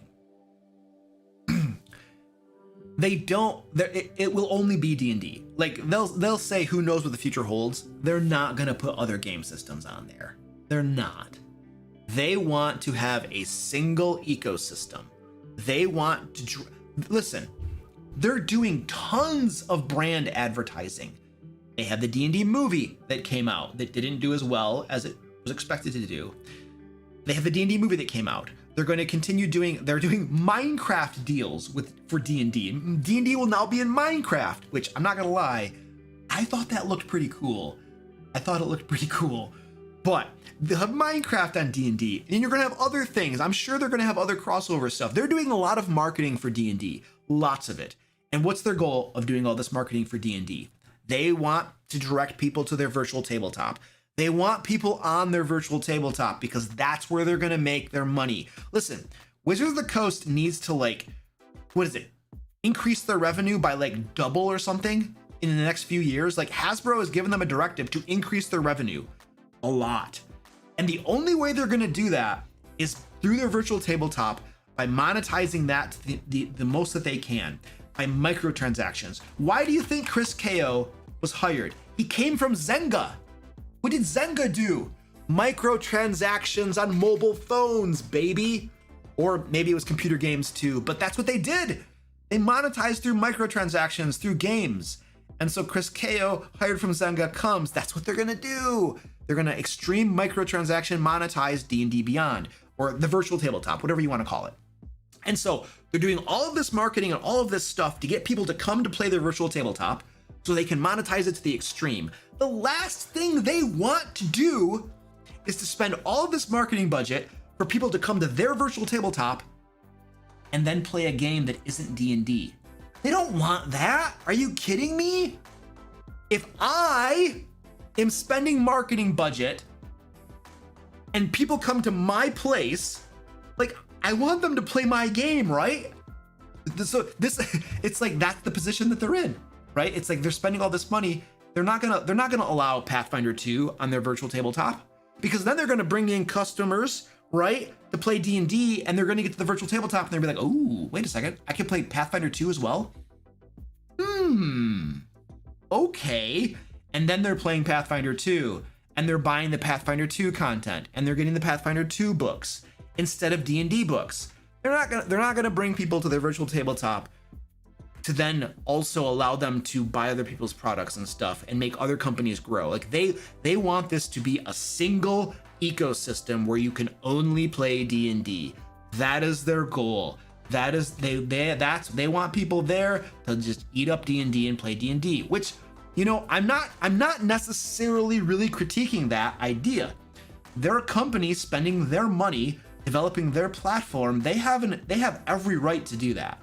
It's fully within their rights to do that. So I'm not really criticizing that. What I'm trying to say is that they're not going to have any other games on their virtual tabletop. And I know that, very confident of that. You will never see any other games on there. And yet, they can't tell us that. They like, we know the answer to that. We know the answer is no. We know that you only want D&D on there so that you can fully monetize it, you know? But they're not going to tell us that. They'll never tell us that, because I don't know. I guess that it's wrong for them to just say what they're actually planning on doing, and they have to be disingenuous, non-transparent. They have to redirect. They have to punt the question. I don't know. It would be refreshing for them to just say, no, we're not planning on doing that. Sorry, you know. And they could explain why, you know. And I feel like at least you'd have an honest answer from them, you know? But we didn't get that. And I think that this, and so why do I think, what we saw with the OGL, when they did the OGL, their goal really was to cut everybody else out. They didn't want anybody else making D&D 5e products. Wizards of the Coast wanted to be the only ones making products and making money off those products. That was the goal of the OGL. Like, if you dig into it and you look at all the different things, that was their goal. They wanted creators like me who were publishing things and others that used the OGL. They wanted to cut us off. They wanted to just cut off our revenue streams, and they wanted us to all die. That's what their goal was. Let's not parse words. That was their goal, right? They wanted, if you wanted to play D&D, and buy D&D products, you had to go to Wizards of the Coast. That was their goal. That's what the OGL was all about. And that didn't work so well for them. And so they threw in Creative Commons and all this kind of stuff. But that idea, now remember too, that when they did some of these revisions to the OGL, they were giving us a lot of stuff and conceding a lot of ground, but the things about the virtual tabletop not being able to have animations in it, for instance, those little things stuck with the OGL updates. The new revisions they came out with, those persisted for a while. What does that tell us? That tells us that the virtual tabletop that they're coming out with is their bread and butter. Like, that's where they're putting all of their eggs, right? Like, that's what they're betting on. That virtual tabletop. How much did they pay to buy D&D Beyond? It was like 250 million or something. Somebody correct me. I'm sure I'm off. But they paid a large sum of money for D&D Beyond. And now, I was on LinkedIn. I was on LinkedIn and I looked up Chris Cox, and one of the posts that immediately came up, his very first thing on his timeline was that they are hiring Unreal developers.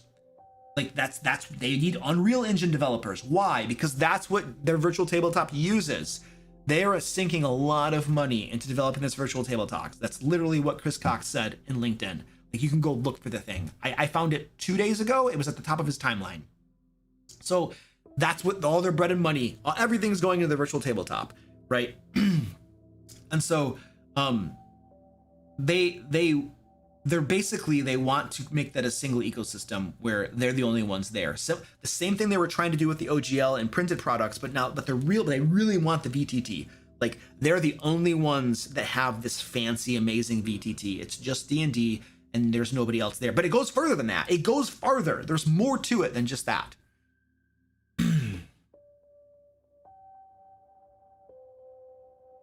There we go. It was 141 million. Roll for combat. Hey! What's up, Steven? How you doing, buddy? I was Roll for Combat's here. He was on, I'm assuming it's Steven and not Mark, but they were on my stream a while ago, and we were talking about some cool stuff too. I can join you if you wish.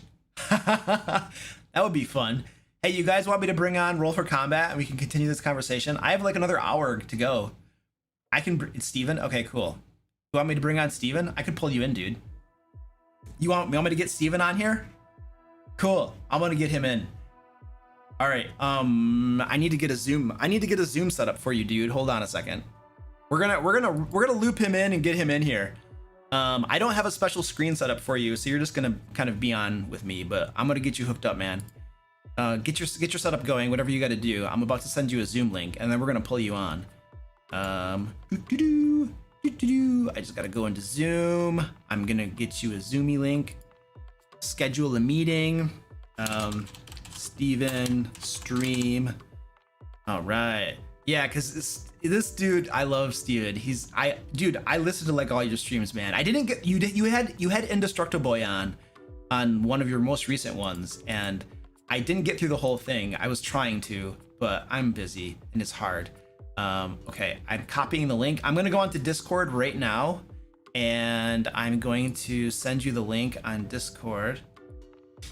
Here we go. All right, I'm putting into Discord right now the Zoom link for you. So I just sent you a message on Discord, dude, and then we're gonna get you on the stream here. I need to get my headphones on so that I can actually hear you. All right, stand by. And okay, I have my headphones on. I need to turn off where's my music? All right, I just need to stop the music. Yeah, I'll stop the music. And then, all right, now I'm gonna open up the Zoom. See if I can get you on. An impromptu guest appearance. Whee! All right, let's get you looped in, man.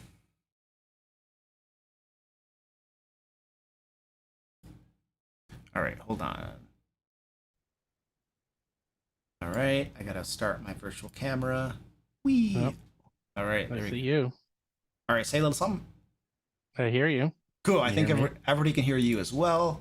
Oh my God. Let me get you on the stream. Whee! There we go. All right, cool. Quick. Yeah. Now yeah, well, it's easy. I just do a Zoom and then throw you on the screen. I don't have any fancy names and stuff for you. No, I wasn't I expecting see a cat below me. Hi, cat. Yeah, I got cats running all over the place. All right, so I was literally just talking about their new virtual tabletop. I was about to talk about how they're not going to have a virtual tabletop marketplace. And so the idea of the marketplace is that let's pretend that I want to create content for their new virtual tabletop, right? And I could create little assets, a flaming sword, animations and stuff. And then obviously Wizards would take like half of that, and then I would probably get half of it or something similar to like DM's Guild or something, right? What they do currently. But Monitor Center, hold on a second. I gotta fix my screen a little bit because it's really weird right now. Yeah. But I'll do that in a second. But my point is that when they were asked about that, then when they were asked about whether people would be able to create assets for it or not, they said maybe it would be really expensive. Like that was their response. To be able to let people be on the marketplace.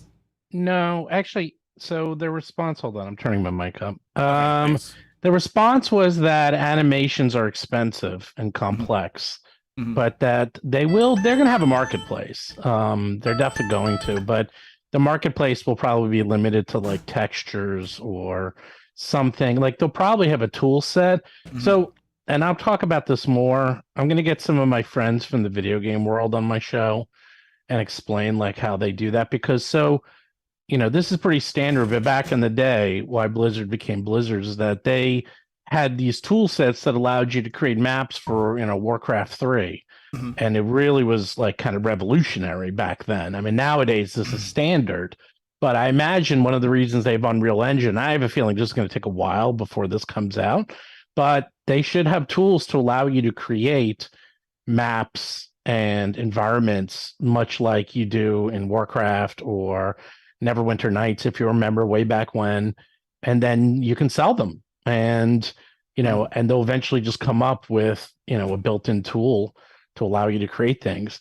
Animations are different. Animations, that requires more work, but there's nothing to prevent you from allowing you to use assets that are standalone. Yeah, someone wrote Unity Marketplace. It's just like Unity Marketplace. So then what And was so- because the tweet or something I saw, like when they were saying maybe it would be expensive. So what you're saying is that was in response to animation that was specifically? that was in response to animations. Oh, okay. So they did not say that they wouldn't necessarily have a marketplace.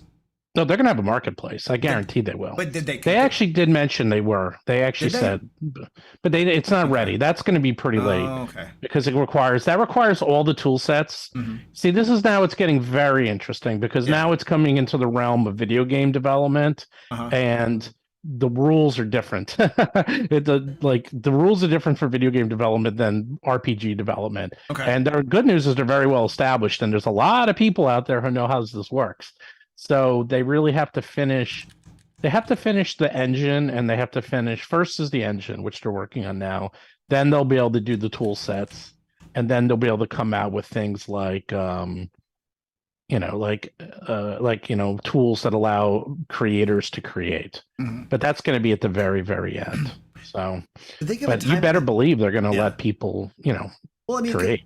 because this. it So- seems like if it's a win-win for them, right? Because Yeah. other people are doing their work and they get a piece of the action, right? Yes. Okay. This whole thing is win-win. It's all win-win.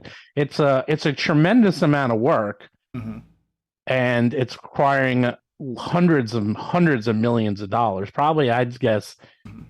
it doesn't have to cost $500 million, but because they need to go fast, it's going to. And as I said, I actually know the people building the tool set, Yeah. and these people are very expensive engineers, and they wouldn't have gotten them. I think they just, to make it fast, you need to, it's either good, fast, or or cheap. But you can only have two of those, and I Yeah. guess they want it good and they want it fast, so it ain't going to be cheap. So that's Correct. what they got. It's Yeah. going to be very expensive. But yeah, they're cutting out. But the whole thing is that I've been hearing that a lot about how they're not going to have other games on there. Mhm. Yeah, they don't care. That's the point. Yeah, I know. That's the point. Yeah. They don't want other games on Why there. would you? That's what I was saying. If you're spending all this marketing stuff for people to come to your site essentially and your virtual tabletop that you spent millions of dollars in, why would you have other offerings there? You don't want you want them to. It's like, for instance, you do marketing and stuff for like the products you sell. Now, would you have on your site other people's products, right? Or would you just have, Sort of. I market you guys. Yeah, but we're different. We're small. We're small market. Right, and we have a different sort of relationship. You know what I mean? Right. Like I help you, you help me, and stuff like that. But when you're a big company like Wizards, and you're spending like millions of dollars in marketing, are you going to spend that money promoting other companies too? No. You're going to spend it. You no. want people to come to your virtual tabletop and buy your product. Yeah, and then on top of that, let's go even further. Is that eventually they'll be able to do co-branding and co-marketing with their partners, with, like if you sign a contract with them and do like an actual play, and then you can have your characters on there, and then you can sell them and co-sell them, and they can come out with books, and then you can buy Dritz models, and it's like it's they're coming out with a marketplace. I guarantee it. Whether it's going to start off as an internal marketplace for themselves. The problem is, and I'll tell you why they might not, though. So, okay, the problem with the marketplace. You think they might not? Then there's a potential. Well, I'll tell you why. I'll tell you what the reason why they might not. It requires management and it requires maintenance, because say people start spamming the marketplace. This actually is happening a lot on Amazon right now. So right now people are putting up, anyone can put up novels. People are having ChatGPT write novels, and they're putting up like thousands of these novels, for like 99 cents. And it's like flooding the Amazon marketplace. It's actually getting out of control. Really? ChatGPT? Yeah. No way. Yes. All right. We got to get on top of this. Zach, can you have ChatGPT write our next Kickstarter for us? But the point is, you need to manage it. So let's think about it from this point of view. Okay, like what happens if someone copies your product and puts it on there, and then they want that, and this happens all the time in on the Apple Store constantly, or the Google Store. Okay. It's that what happens if someone copies your product and puts it on their marketplace? Yeah. Who do you write to? Who do you appeal to? How do you take it down? Right. What are your legal actions? They need to have a whole team of a lot of people. This isn't like one or two people managing this, and that's a lot of people. We're talking about hundreds, if not thousands, of people that have to manage this marketplace at all times to make sure they take care of this. It seems like they'd also have to review stuff that goes on there, because you're going to have people probably putting stuff up there that's like not good, and that would be whatever, pick your ism or something that would they wouldn't want to be on their platform, and so they would have to have some mechanism for reviewing and getting rid of the stuff that's not appropriate, or whatever you want to call it. Yes. And this is what we said yesterday on ours with Instructaboy. Was that 2 days ago? It was long. Just listen to it at 2 times speed, but it was good. It was a good talk. I'll get through it as soon as I'm not sick. As soon as I'm not sick and I'm going to the gym again, I'll get through it. Okay. I know ours are long, but man, we got a lot to talk about. What was I going to say? I don't even remember what I was going to say. I got totally distracted. There you go. Oh, I wasn't prepared. You were talking about your cat's distracting me. I'm sorry. You were talking about the marketplace and a reason they might not have a marketplace, and that it was expensive to have it because you got to review everything and stuff. Oh yeah. That's what I'm going to say. Is that if you think about it, if they need to have hundreds of people reviewing the marketplace and they're dealing with this VTT, D&D is so secondary. It's not even second or tertiary, or it's like 5% of Wizards of the Coast. It's going to be 95% VTT, marketplace, video game, microtransactions, cross promotions. Yeah.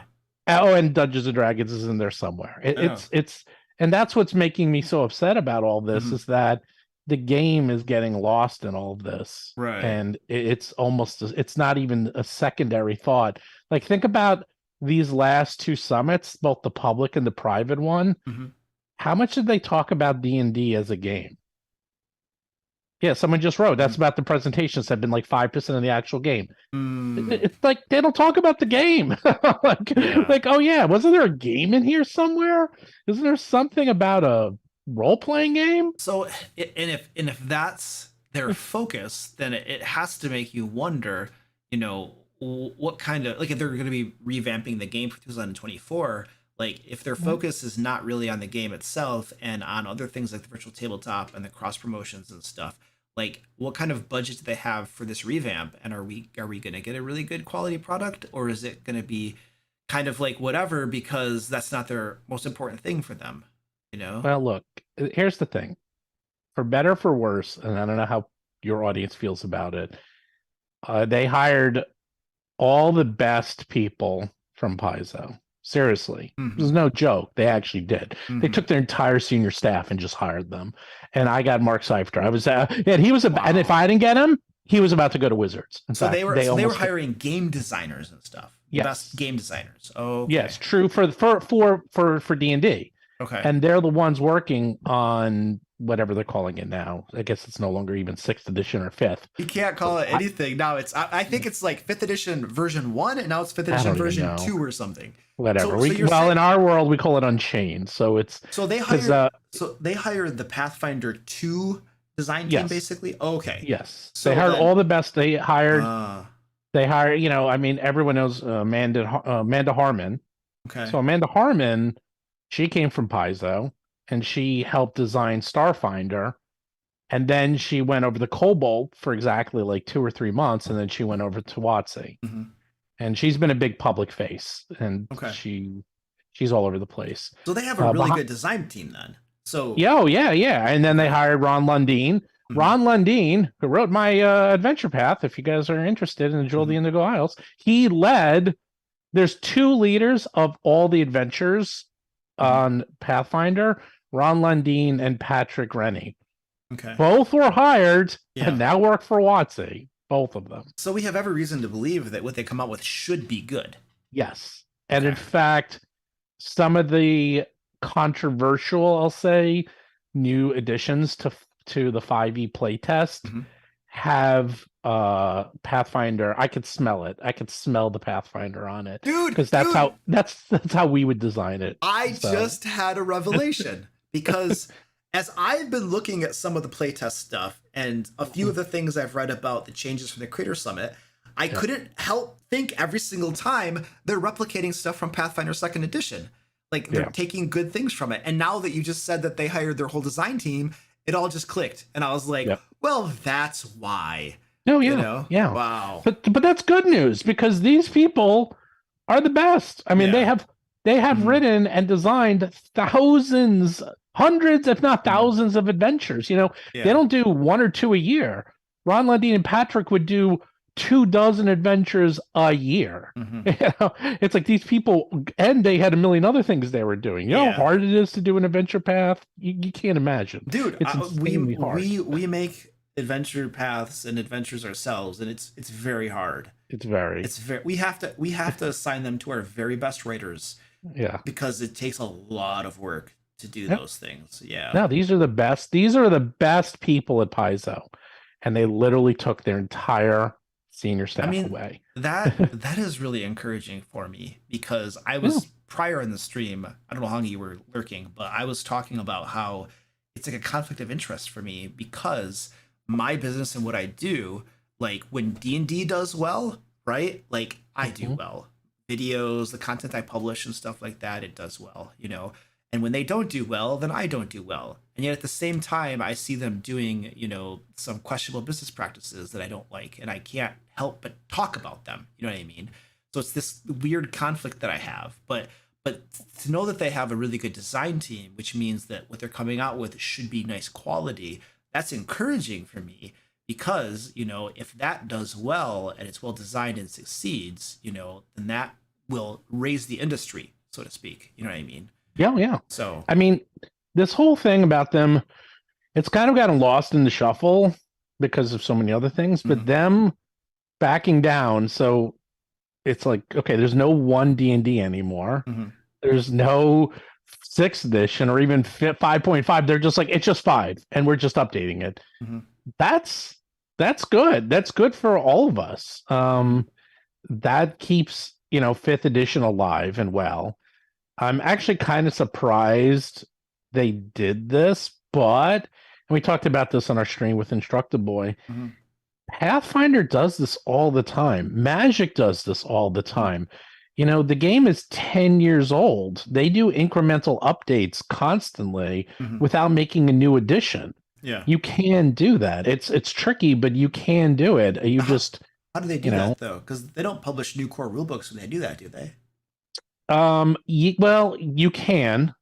Okay, there's a couple ways to do it. You either do what Paizo did, which is they did the Unchained, which is they had revised rules that you could use the Unchained rules or you could use the original rules. This is what they did with Pathfinder First Edition. First Edition, correct. They're doing it with Starfinder as well. They're doing a new version of Starfinder. It's not 2.0, but it's also not 1.0. It's basically They are, it's like they are, if for all intents and purposes, it's 1.5. They're not going to call it that for a lot of reasons, and they are backwards compatible and they do work together. But it's more like, do you want the first version of the Rogue or do you want the second version of the Rogue? And both are okay and both work together. And because the way the Rogue is built, like you have to do it from the ground up. If you can't just switch over, you can't say, all right, I'm going to take a first edition Rogue and then change it to a second edition Rogue. I have to start my Rogue. It's almost like a new class. It's like Rogue 2.0. It's like, okay, I'm going to start with Rogue 2.0, and then you can still take the same feats and abilities as everything else. But now the structure of the Rogue is more robust than the original one. So that's how you do it. You kind of change the core, the chassis, and then you keep all the rules the same. But then now the actual, the actual class itself has a better, has a better rhythm to it, has better decision making, things like that. Now, do you think so? They've been saying this whole backwards compatibility thing. Now, I've always thrown that off as some marketing ploy to not let sales dip, but I didn't really believe them. It is. It's 100%.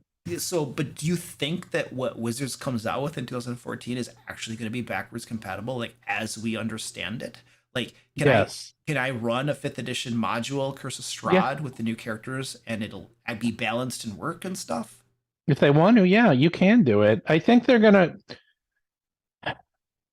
come back to me in a month, and you're gonna find out why, because I know things that I can't talk about. But yes, there is reason to be hopeful. Okay. And you're getting exclusives. I'm going to talk about this in my channel a little while, but there are reasons to be very hopeful from what I know. And yes, you will be backwards compatible, maybe. But look, if you took the very first adventures that were written for 5e, how well would they run today, do you think? Well, the very first adventure is a flaming pile, according to what I heard. No, they are. I heard they are. But my point, except for Pandelver, which is fantastic. The very, very first adventure is still excellent. But you know what I mean? It's like the game has already kind of moved and adapted and shifted over time. So it's like they've been doing it already. They just have been doing it very small. Yeah. It's going to be, they're going to come out with, and they kind of talked about this. What they'll do is they'll come out with, instead of, they'll come out with more refined books. They'll come out with the player's book. They'll come out with maybe a fighter's book or a magic book, So, and that's a good way to, both.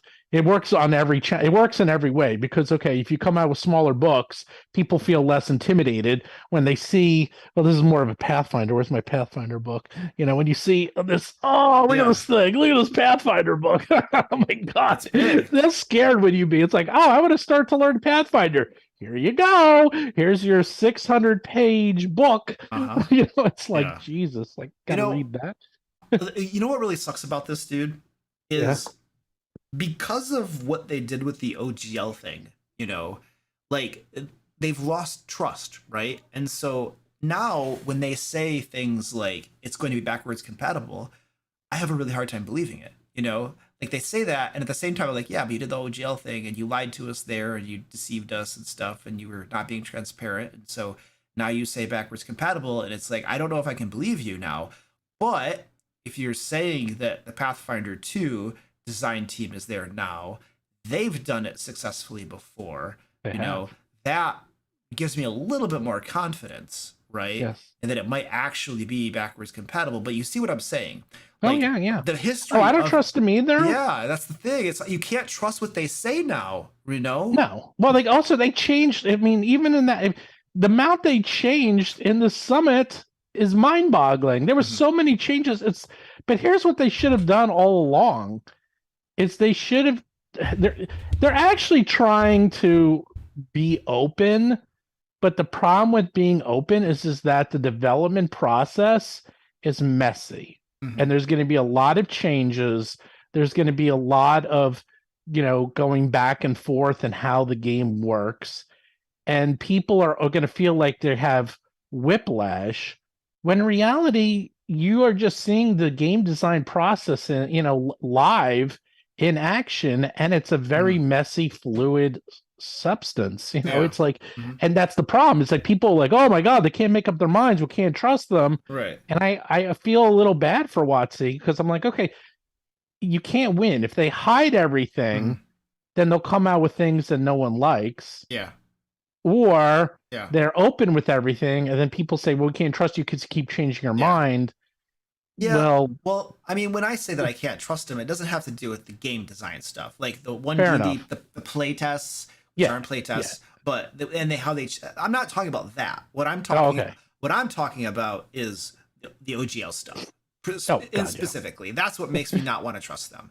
But I don't trust them. I don't trust them at all. The game design stuff is understandable. Like my team and I, literally, was it last night or the night before? We were playtesting some skill challenges, and like we had to redesign a bunch of it because during the playtest stuff was revealed that just didn't work very well, and so now we're redesigning it, and so you have to change stuff when you're playtesting and you're designing new rules. It's just the way it is. So that's totally understandable, But my lack of faith and trust is from the OGL stuff, and when they were answering some of these questions, like the lack of transparency, and you know what I mean? And you're getting like these corporate dodge answers where they're just not answering it and they're giving you some nothing answer. You know what I mean? Because, and we talked about this in our stream 2 days ago, these summits are very much usually canned, and they're not designed to be what it's fascinating because I said it, I'm not trying to be boastful, but I've been to, when I was in my video game lifetime, I would go to these a lot. I'd go to them for Microsoft or EA or Bethesda and so forth. And they were great. They were great. And that's exactly like what they were doing. That's what we did. They'd wine us, they'd dine us, they'd fly us out. We'd go to medieval times and go to amusement parks and play video games, and we'd meet celebrities. It was great. You think I was going on and saying to EA, although I got yelled at EA, but they're like, hey, why are you constantly being voted as the worst company in America? Which was happening back then. No, that never came up. We were just having too much fun. And, it works. It works. I mean, I tried to always be, neutral, even though there was a lot of fun. And in fact, I got yelled at because I didn't give one of their games a good review or preview. I heard you talk about that one on the stream. Yeah. But the point is, it does work. And they tried it because all these people have video game backgrounds and computers. Microsoft does this too, by the way. And so does Google. They all do. Yeah. They tried to do it. And this new generation, they try. And the funny thing is they brought in, I guess, influencers who felt they might owe something to WOTC, or they might not actually get invited back if they didn't present them well. Yeah. And every single one of them held their feet to the fire and roasted. And I'm like, damn, I can't believe, dude, that's what, like, I'm not totally up to speed on everything, the tweets and everybody's videos and stuff, but that's what I was starting to get from some of the stuff that I was seeing, is people were asking the hard questions and stuff. Because I'm not gonna lie, at first I thought that they were just inviting the people that they thought would just kind of like, of course, they would chill for them and stuff. But when I heard that they weren't doing that and they were asking the hard questions, and I was like, my heart warmed, and I was like, yes, that's awesome. Ask the hard questions and stuff. So and so I think that's what, it was. I think it was mentioned on your stream with Indestructible Boy, but like they didn't expect that. They were expecting people to just sit there and listen to their presentations and be good little boys and girls. But like the people that were invited didn't know what the rules were for this sort of thing, and they were asking questions and stuff. So that's crazy. No, the unspoken rules. And I guarantee they're like, oh my God, they have lost control of the narrative, even in their own build. Like if you're inviting people to your own building, and then you're in charge and you still are losing control of the narrative, they're in trouble. Like they have to really have they have to understand that they can't keep this up, that they're going to lose. I want to come back to that, but we're going to take a quick break here. Sure. About a minute or so. And then I want to talk about this narrative that they're losing control of. Sure. Hi, Barbarian here, and I'm interrupting this wonderful live stream to tell you about the secret art of game mastery. That's the next DM Lair Kickstarter! Before you ignore this sleazy plug, please allow me to threaten you with violence and bloodshed. Trust me, you do not want me to track you down. Anyway, what the DM Lair team did was take their accumulated experience as game masters, over 100 years combined in a variety of game systems, and cram it all into one book. Whether you've been running RPGs for decades or you're a new game master who's freaking out and hyperventilating in the corner, trust me, the secret art of game mastery is just what you need. It'll give you new tips and tricks you've never thought of, or just help you survive your next game session. Everything is system agnostic too, so it doesn't matter if you're running Pathfinder, D&D, Call of Cthulhu, Shadowrun, Savage Worlds, or something else. This book is for you. The Secret Art of Game Mastery Kickstarter launches in August, but if you click the link below, you can follow the project and get notified when it goes live. So yeah, do that right now before I come looking for you.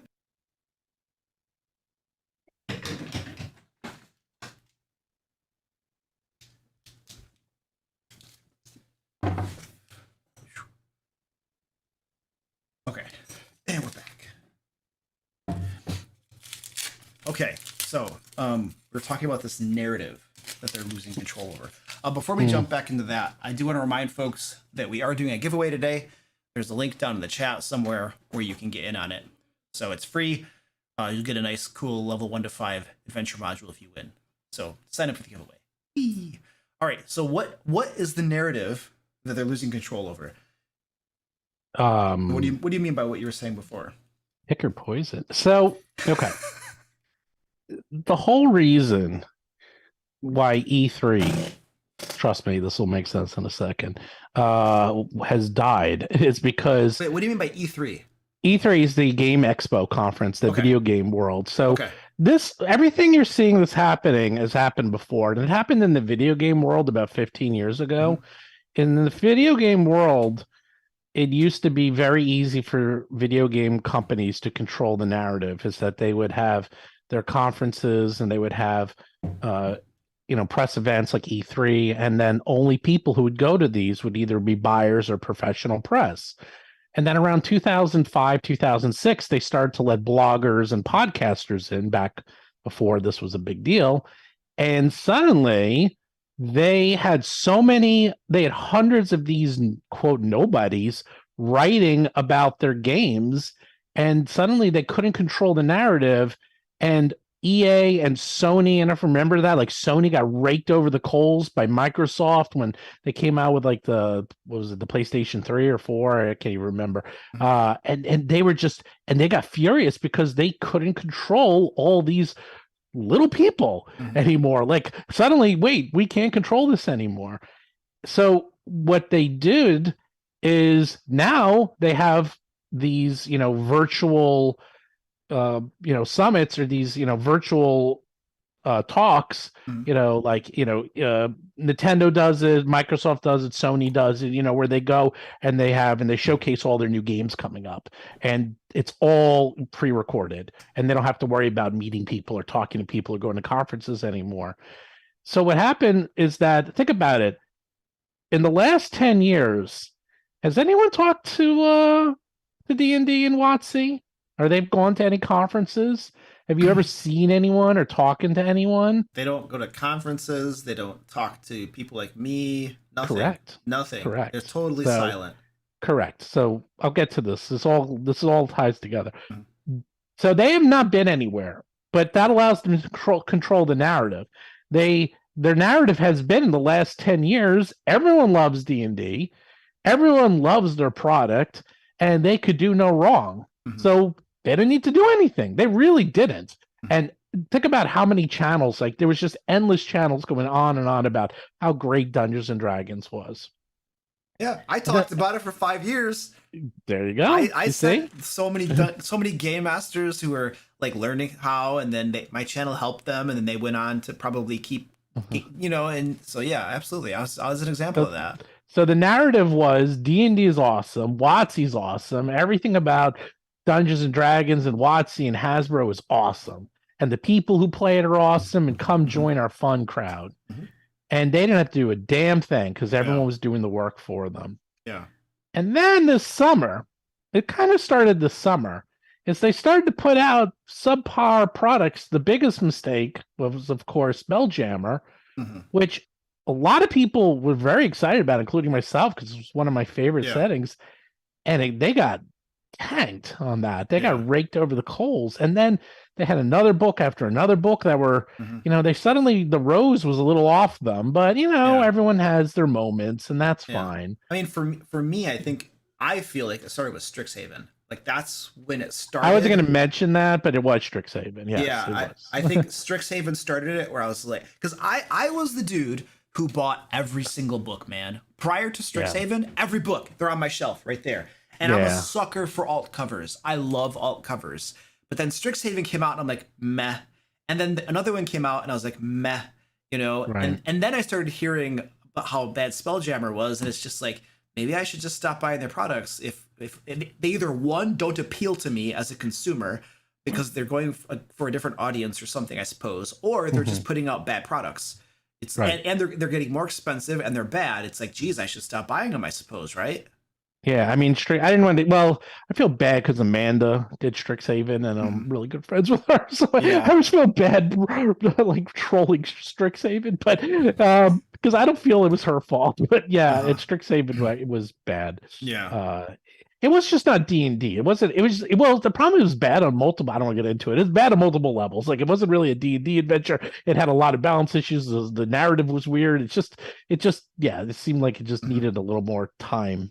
Anyhow, now this, between the fact that people were starting to get a little iffy about WOTC, and then they were doing all the stuff with magic, and people were like kind of questioning them, but it was all under their breath, because when the OGL stuff came out, don't forget, Instructaboy they broke it even before I did. They Yeah. broke it, then I did, Uh-huh. and people were raking us. They Yeah. were really dragging us through the mud, because Yep. they're like, how dare you Yep.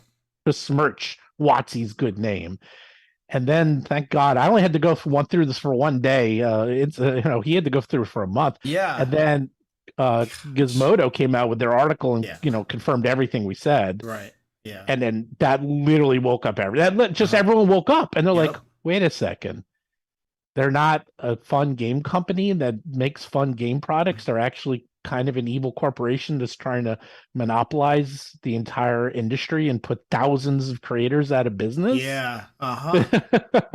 And then suddenly the rose was off, and then within 1 second, the narrative changed. And they have no tools to control the narrative. They had think about it. Remember all these people, like Bob Worlderbuilder was like, I got an email from them and I thought it was spam because they have never written me. Yeah. Ever. Do you know they contacted me once, and I say they, but it was actually their marketing company, because they wanted me to do an advertisement for Strixhaven on my channel. And I told them no, I turned them down. But that's the only time I've ever heard from anybody that represents them, ever. Yeah, exactly. Like, to the point that's how much they had in terms of damage control and being able to, like, even talk about the narrative, let alone control it. They had no one in the narrative pipeline.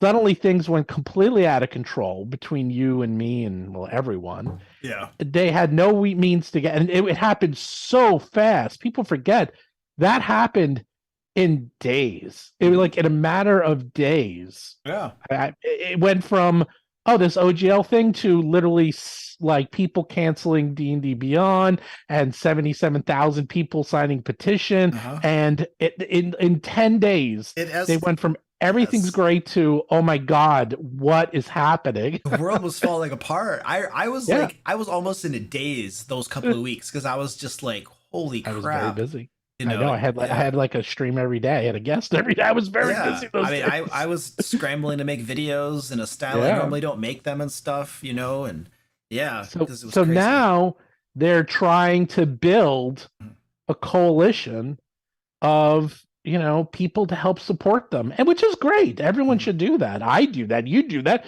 Your community is your coalition. I have a community. We all do that. Yeah. And that's the right way to do it.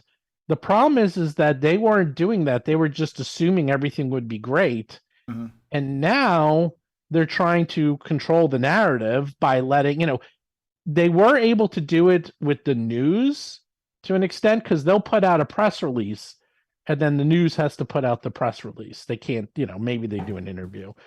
But the summit was a mistake because if they weren't willing to really understand what they were going to open themselves up to, or have it under NDA, which by the way, you could do. You could have these private summits. They could have just said, hey, we're inviting you to something, but no press. You can't talk about it. You got to sign an NDA. Okay. I don't know how many people would have accepted, but they could have done that. And hopefully maybe it would have leaked. Maybe what you see the problem with that is now they're so distrusted. If that came out, it'd be like, oh my God, there's a secret summit going on. What's going on there? And that would have been more disaster. And why did they have to sign NDAs and what are they talking about? Right. Holy crap. Right. So they have to just, and I said this on my channel, they need to have a summit. They need to invite the people who gave them the most shit. Yes. Not the people who give them the biggest, support. They need to, if they can win you and me over and and all the naysayers. And then, Will, for instance, Will from D&D Shorts, the people that were most outspoken against it and just went hard against them and are still probably a little upset over it. Those and I listened to that live stream and Mark was on it. It was you and Mark. Did you have Derek on it as well, or was it just you two? I forget. One day, I don't know. Derek's on our show a lot, but Anyway, that was the one with Derek. We did say this. But one of you made the quote that was like, something about keep your friends close, but your enemies closer, and the idea was that it was something along those lines. I'm the winner. It was me because Benjamin Franklin used to do this amazing thing. It's that he would always make friends of his enemies. Right. And then they wouldn't be his enemy because they were like, what? They get confused. You know? So and it works. It works very well. And because suddenly you're like, wait, and it's hard to get mad at someone or stay mad if you try to be friendly with them. You might not get along with them. Yeah. And that's the thing. It's like if you sit down. And the other thing they did wrong is they ignored the OGL thing. So everyone's at the summit. Everyone's waiting to talk about it. It's like the unwritten, nastiness or uncomfortableness going on until it just exploded and everyone had to talk about it. They should have just said, all right, let's just talk about, the elephant in the room and let's talk about it and answer your question. Yeah. But they didn't. They just they just did their presentations, hoping that the day would go fine. But they just ignored it. They're like, we'll just ignore it again. Yeah. Well, again, that's controlling narrative. They're trying to control narrative, trying to show and tell, and just get out they just want to get out good stories and good stuff. Yeah. And until they really own up on it, and they did the Kyle Brinks apology tour. Yeah. But that was a disaster because again, he was dodging answers and he wasn't. He's not really trained for this. Yeah. He's not media trained. They needed someone better. I mean, I give him kudos. He tried, but there's people who do this for a living that are very good at it. I don't know, man. As a person who listens to the media trained people and even people like Kyle and stuff, it's like that's not what I want. I want somebody to just tell me the truth. Just even if it's ugly, even if it's bad. Just come clean and be like, yes, literally the OGL was about trying to take the entire market. That's what we were trying to do. And you just say, look, right, exactly. You say, look, it was a misguided attempt. We did internal calculations. We were trying this and we are very sorry. Yeah. We want to regain your trust. What can we do to help? You have to own it. You have to own it. Anybody who's been married or in a relationship knows that when you have an argument, the first step to reconciliation is admitting the parts that you were wrong about, not trying to hide it, but you just say, yes, I screwed up. This is how I screwed up. I'm sorry. What can we do now? That's the first step, is admitting it. And not trying to hide it, Yeah.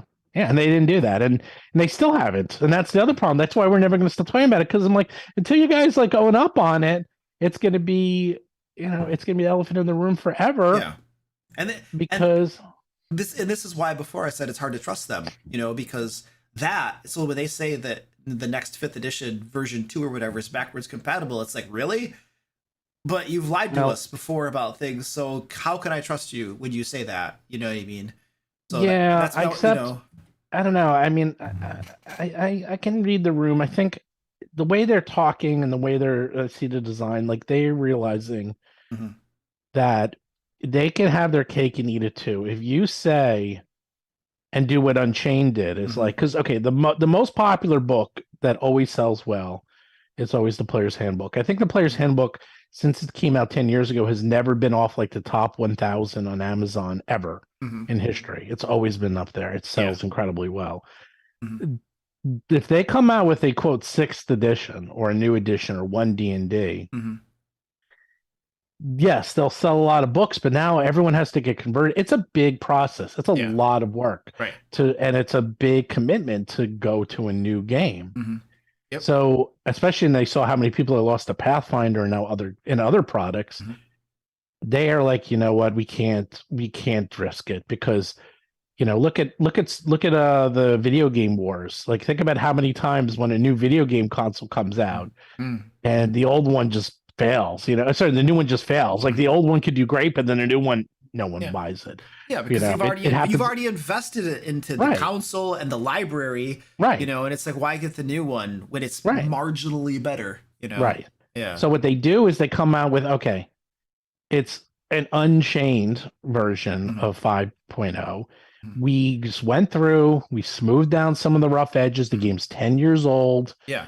It's still completely compatible, but we redid this class. We redid this. It's just options. And again, Pathfinder does this all the time. Their Game Master Guide, if you buy the Pathfinder 2nd Edition Game Master Guide, they have, here's how you play Pathfinder, and here's 500 variant rules that you can use. And they're all legitimate, and they all work within our system. And some of these rules have become so popular that people have have kind of adopted them to regular. They've almost become regular rules. Yeah, a couple of them. Yeah, I know.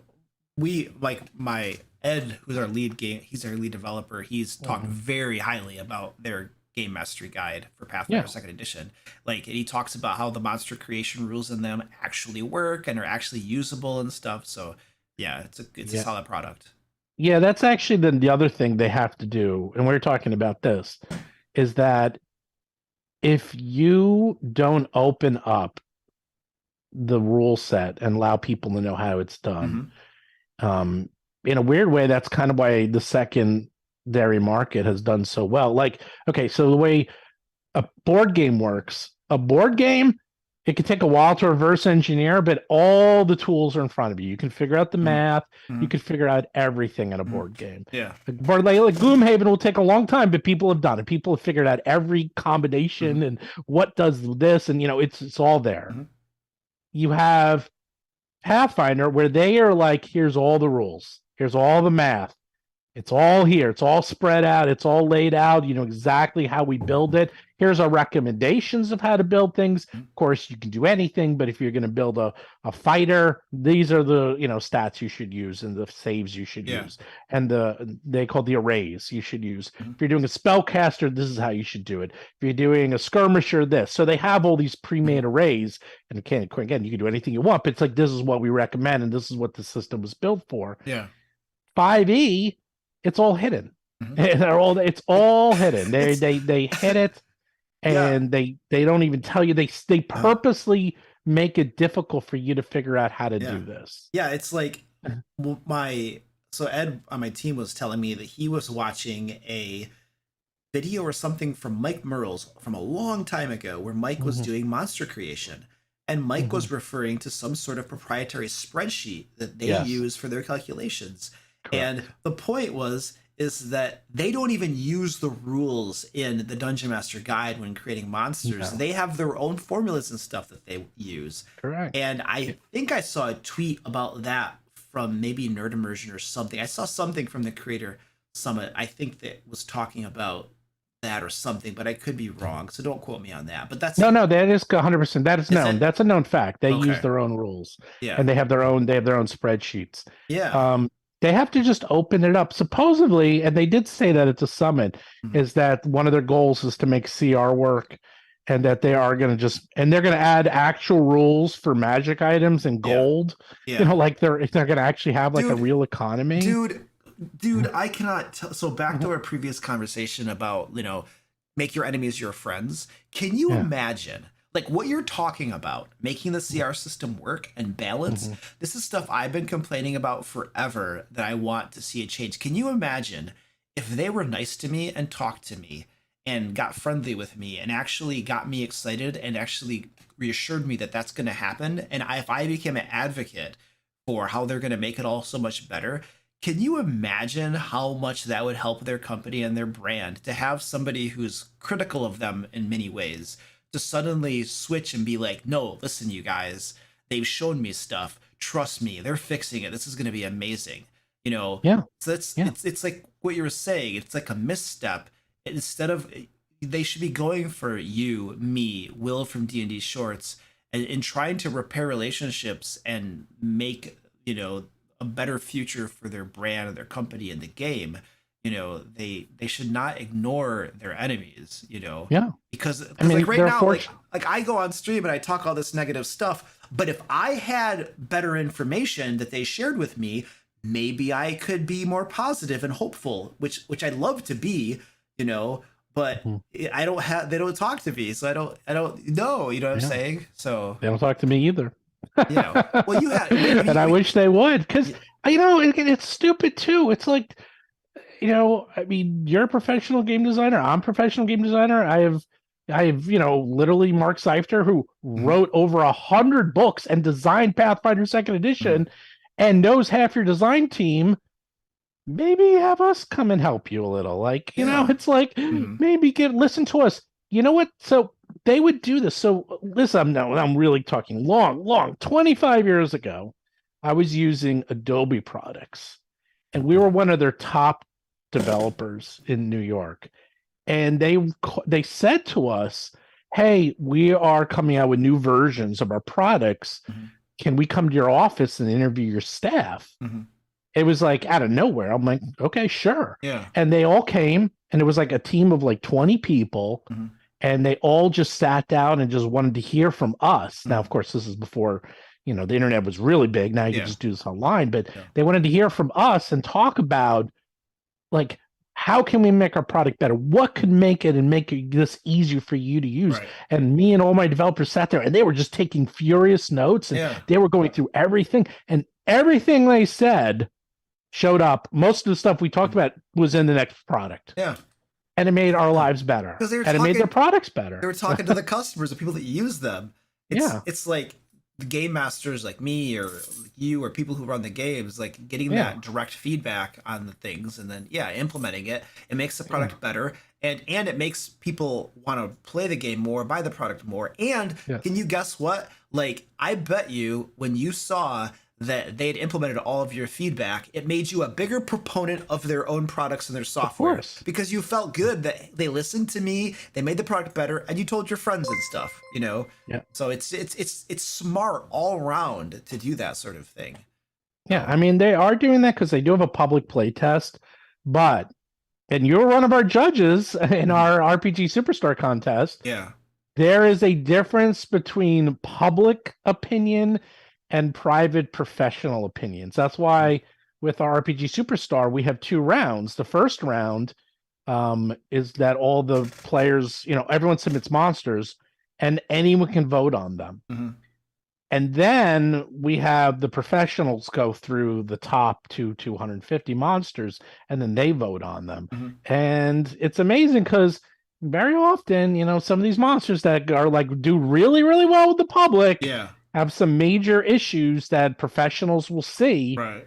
And like, yeah, that's a great idea, and the Yeah. concept is good, but Uh-huh. this balance is wrong, and this is wrong, and this is wrong. Right. And then suddenly you would think, oh, this thing should have been a silver, like a gold or platinum winner, but it's really a silver or bronze because it's a good idea, but it had some mechanical issues. Yeah, with because it. like if I run game every week, sometimes 2 games. If I see a monster whose stat block is crazy long, for instance, it might be amazing stuff in it, but I'm gonna be like, I gotta run this at the table? Are you kidding me? Yeah. How am I going to run this monster at the table with all these options? That's crazy, you know? Yeah. So, And that's yeah. the thing, is that they do have public opinion, Mhm. and they are getting a lot of public, but public opinion,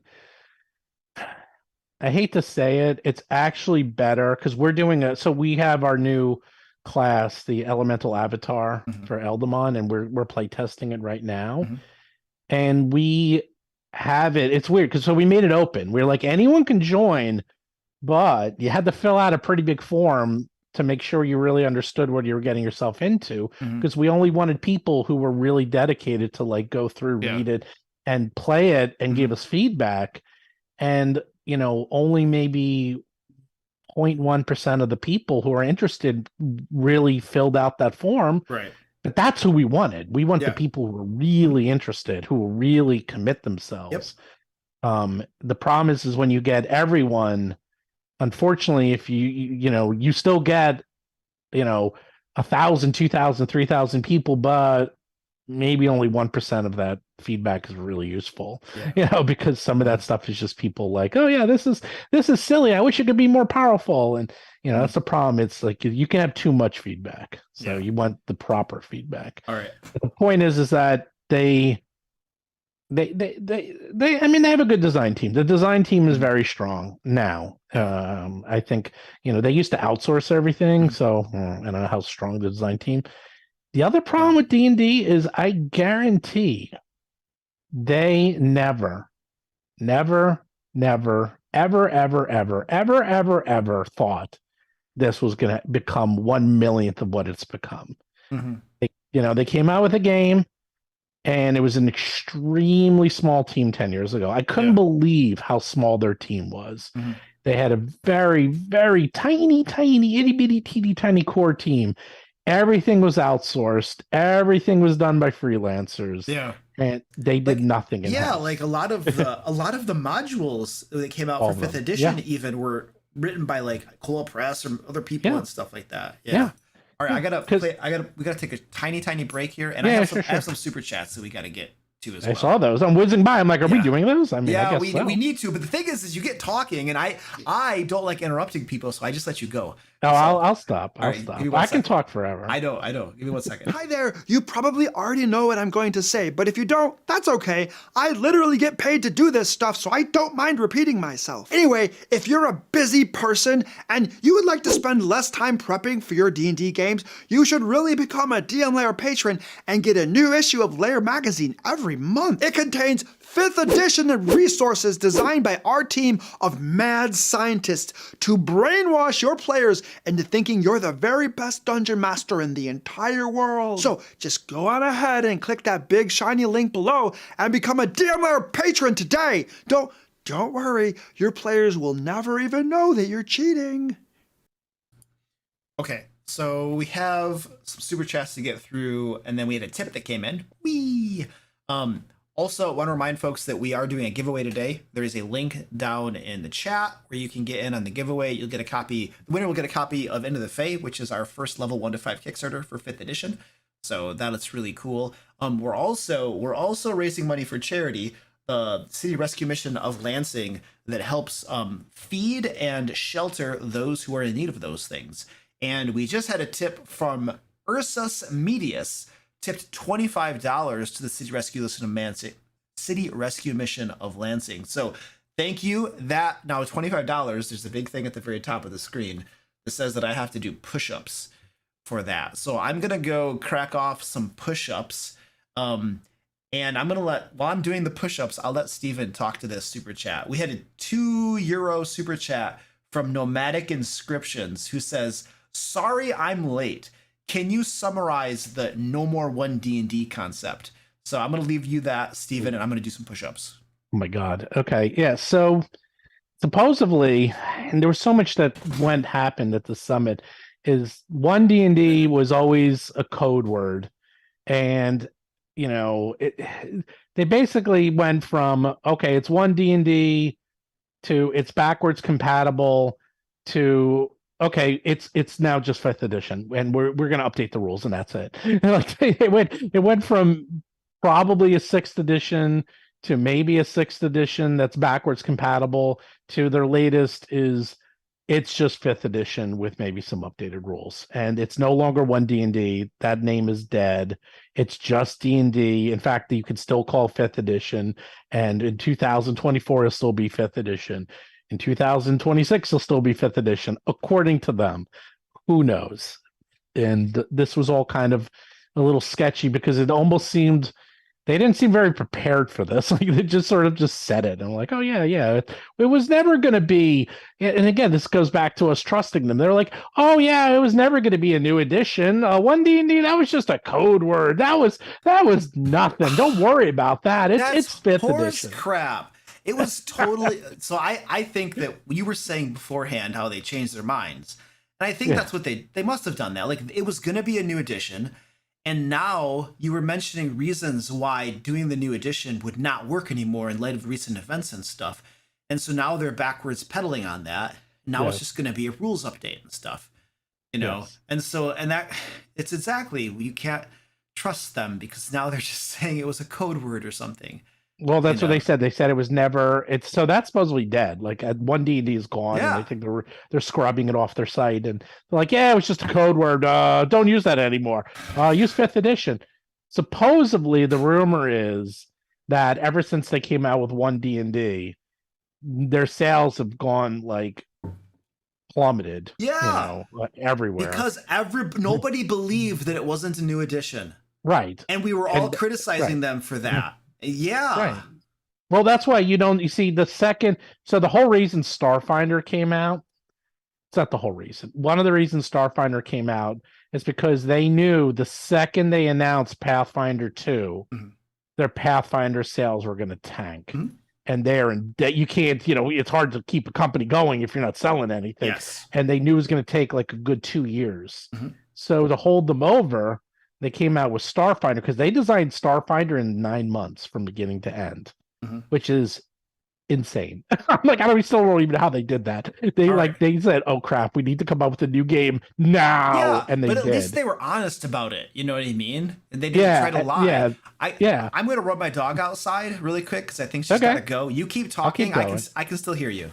Yeah, I keep and so that's the thing is that if you're going to come out with a new edition, you need to make sure that your sales don't tank because people just won't buy your old edition anymore because they don't want any. Why would you? That happens with everything. It happens with phones, it happens with cars, it happens with software, you name it. This is just, it's human nature.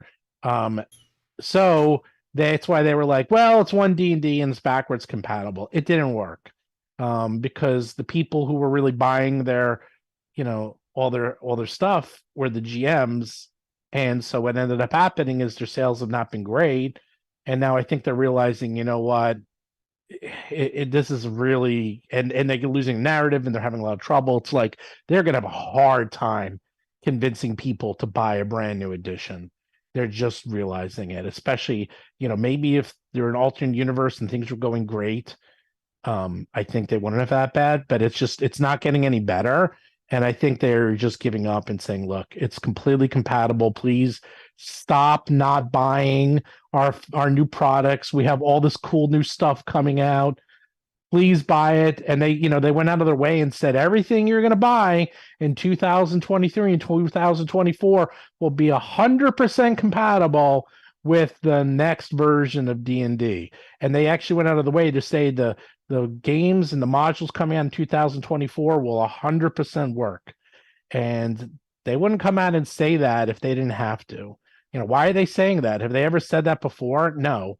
And, I have a feeling you're going to hear them change their tune, and their tune is going to be, look, and it's fine. Like Pathfinder and Paizo has done this many times, and they're doing it again with Starfinder, is that the game is old. The game is 10 years old.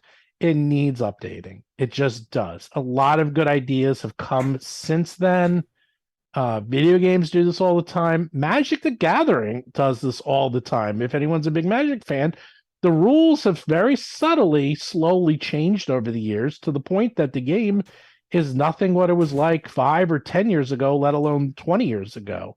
There's nothing wrong with changing the rules and still keeping it backwards compatible. You can still use all your Magic cards from 25 years ago with today's game, Yeah. the terms aren't the same. Like I believe interrupt doesn't even exist anymore. Or no, what was it? It was whatever. They used to have more terms and they got rid of a whole bunch. Same thing. It's like, okay, you know what? We'll just redo the classes and we're going to redo a couple things. Yeah. Like a good example in Pathfinder is Pathfinder has this variant where you take, it's called the free archetype. So an archetype is sort of like a subclass in Pathfinder, and you can get an archetype at second level, but people love the archetype so much that they said they had a variant called free archetype where you just get a free archetype at level 1. Yeah. So your character's that much cooler, and it's it's both flavor and power, and just everyone does it because everyone loves it so much. And it's just like, it's not the official rules, but everyone does it. Well, and it's fine. Don't say that too loudly, because then my players are going to want to do it. You know, the funny thing is Mark, who wrote the rules, he's very much against that. He's like, it's like, yes, you could do it, but it's not the official rules. I like Mark. Oh boy. My opinion of Mark has just raised exponentially. Oh. Because I, as a game master, like there's this little bit of me that's always kind of like, every time players want something just because it's more powerful, I'm just like, and especially if I'm running Pathfinder 2nd edition for the first time for my in-house group now. And it's like, I told my players, I'm like, you guys, we need to use the base rules and stuff, and I don't for sure know things that are uncommon or rare or whatever. We need to keep this, like, because it's my new time. I have to, I can't go crazy. We can't go crazy when I'm just doing it for the first time, so. Yeah. Well, the free archetype, it doesn't do that much. And it does make you a little bit more powerful, definitely, because you have more that you can do. It's really more for flavor because you can, and the classes already in Pathfinder are so unique. No two rogues are the same. No two fight. They're very, very unique. But then this allows you to become even more unique. So you could be like a medic rogue or a beastmaster rogue, or a last wall rogue, and you just get totally different abilities and flavor because of this free archetype. Yeah.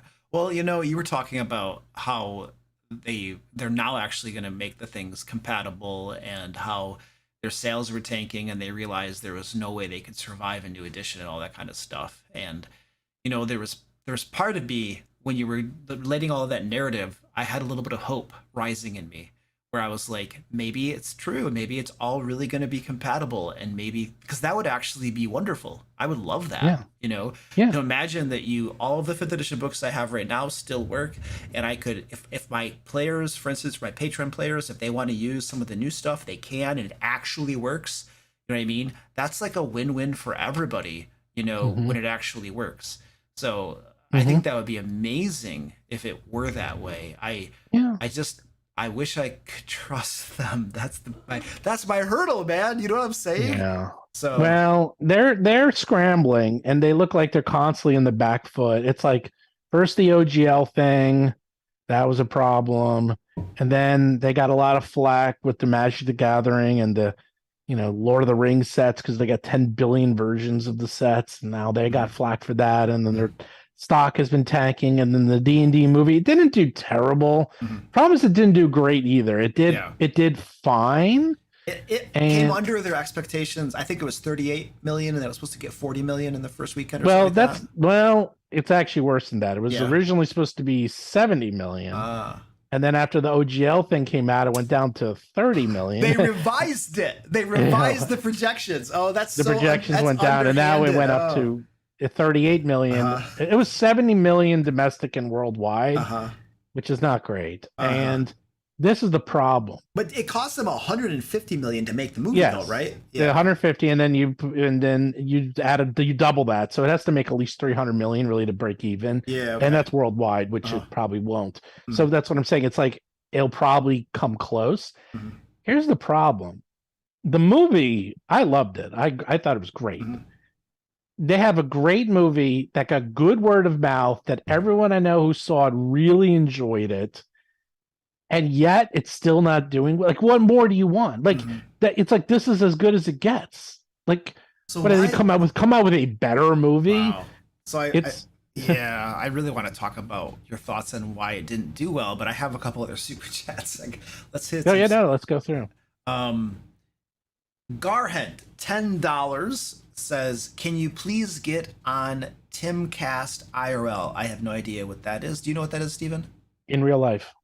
Well, I know what in real life means. But it sounds I like don't know. Timcast IRL, and the person says Tim ain't happy with what Wizards of the Coast is pulling.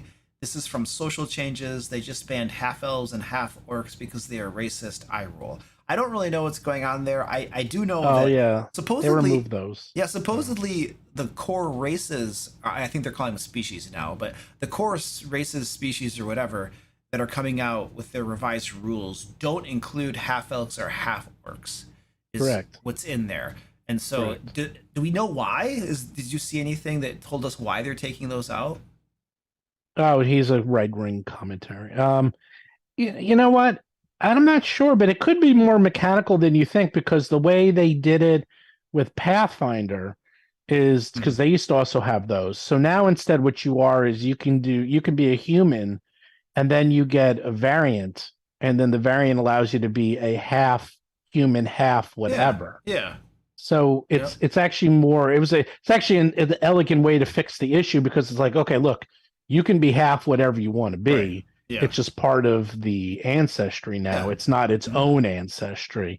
Maybe they are going a little bit more elegant. That's the correct way to do it. And also gives you more options. You can be half human, half dwarf. You can be half gnome. You can be half anything you want, But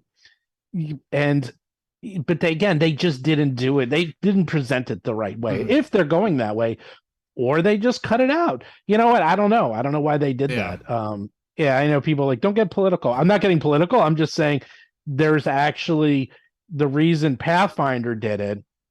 It had more to do with an elegant way to make the ancestries more diverse. And it works very well because you can do it with anything, as opposed to, like, for example, they have a thing where you can be a beast. And they don't have it like, oh, I'm a werewolf, or I'm a werecat, or I'm a were this, or were rat. It's like, no, you're just a beast. Yeah. You get to choose the beast. It's just beast. So they went for less specifics, and it's more general. So if Wizards are smart, they'll do the same thing. It's like, oh no, we didn't get rid of these races. Yeah.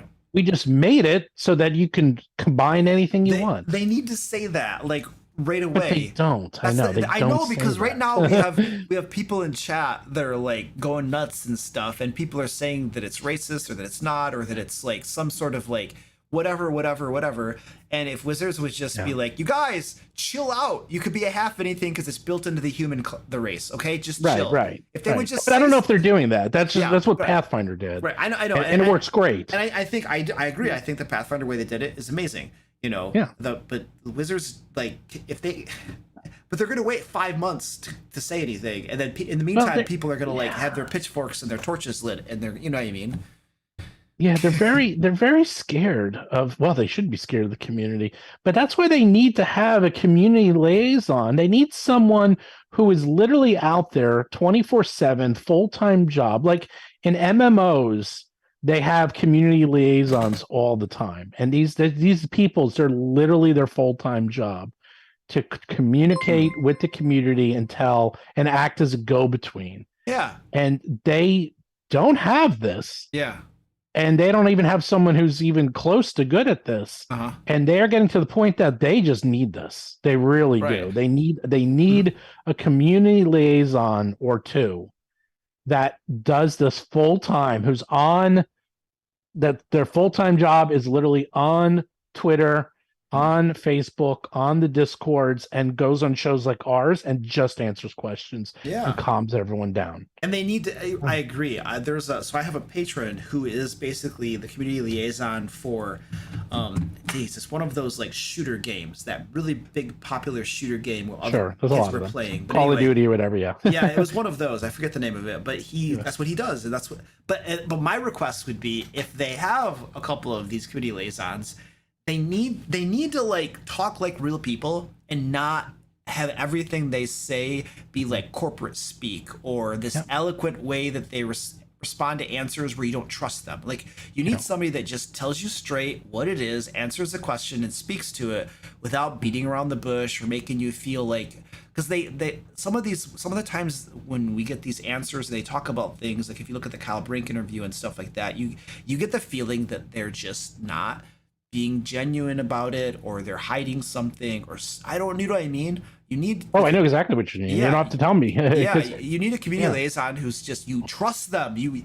believe what they say because they actually are trustworthy and they're actually just telling you the truth. You know what I mean? Yeah. And someone said here, does Paizo? Yeah, Paizo has community liaisons. They have multiple community people. And they've been there for years. And I deal with them all the time. Mm-hmm. That's their full-time job. Their full-time job is literally just to talk to both the community at large, as well as people like myself. And they would schedule interviews. If I ever want to interview someone from Paizo, if I wanted to get, whenever I do guest blogs, they're the ones I will work with when I get guest blogs up on Paizo.com, things like that. And they're very easy to get in touch with. And that's also the difference, is that anyone can get in touch with Paizo, and it's very easy. And if you want to get a little bit higher up and become like a partner, then they have a structured program that say, oh, okay, here's the steps you need to take, and everything is very well organized.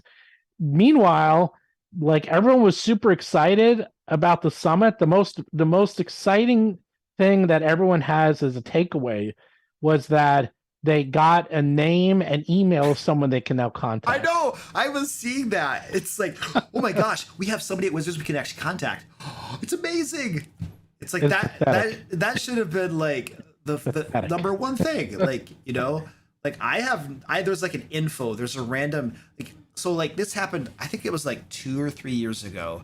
Like I would do reviews of Wizards of the Coast products, you know, and I wanted to see if I could get advanced copies so that I could review their product on my stream. And, you know, if it was favorable, obviously people would go buy it. It's like it's free marketing for you. You know what I mean?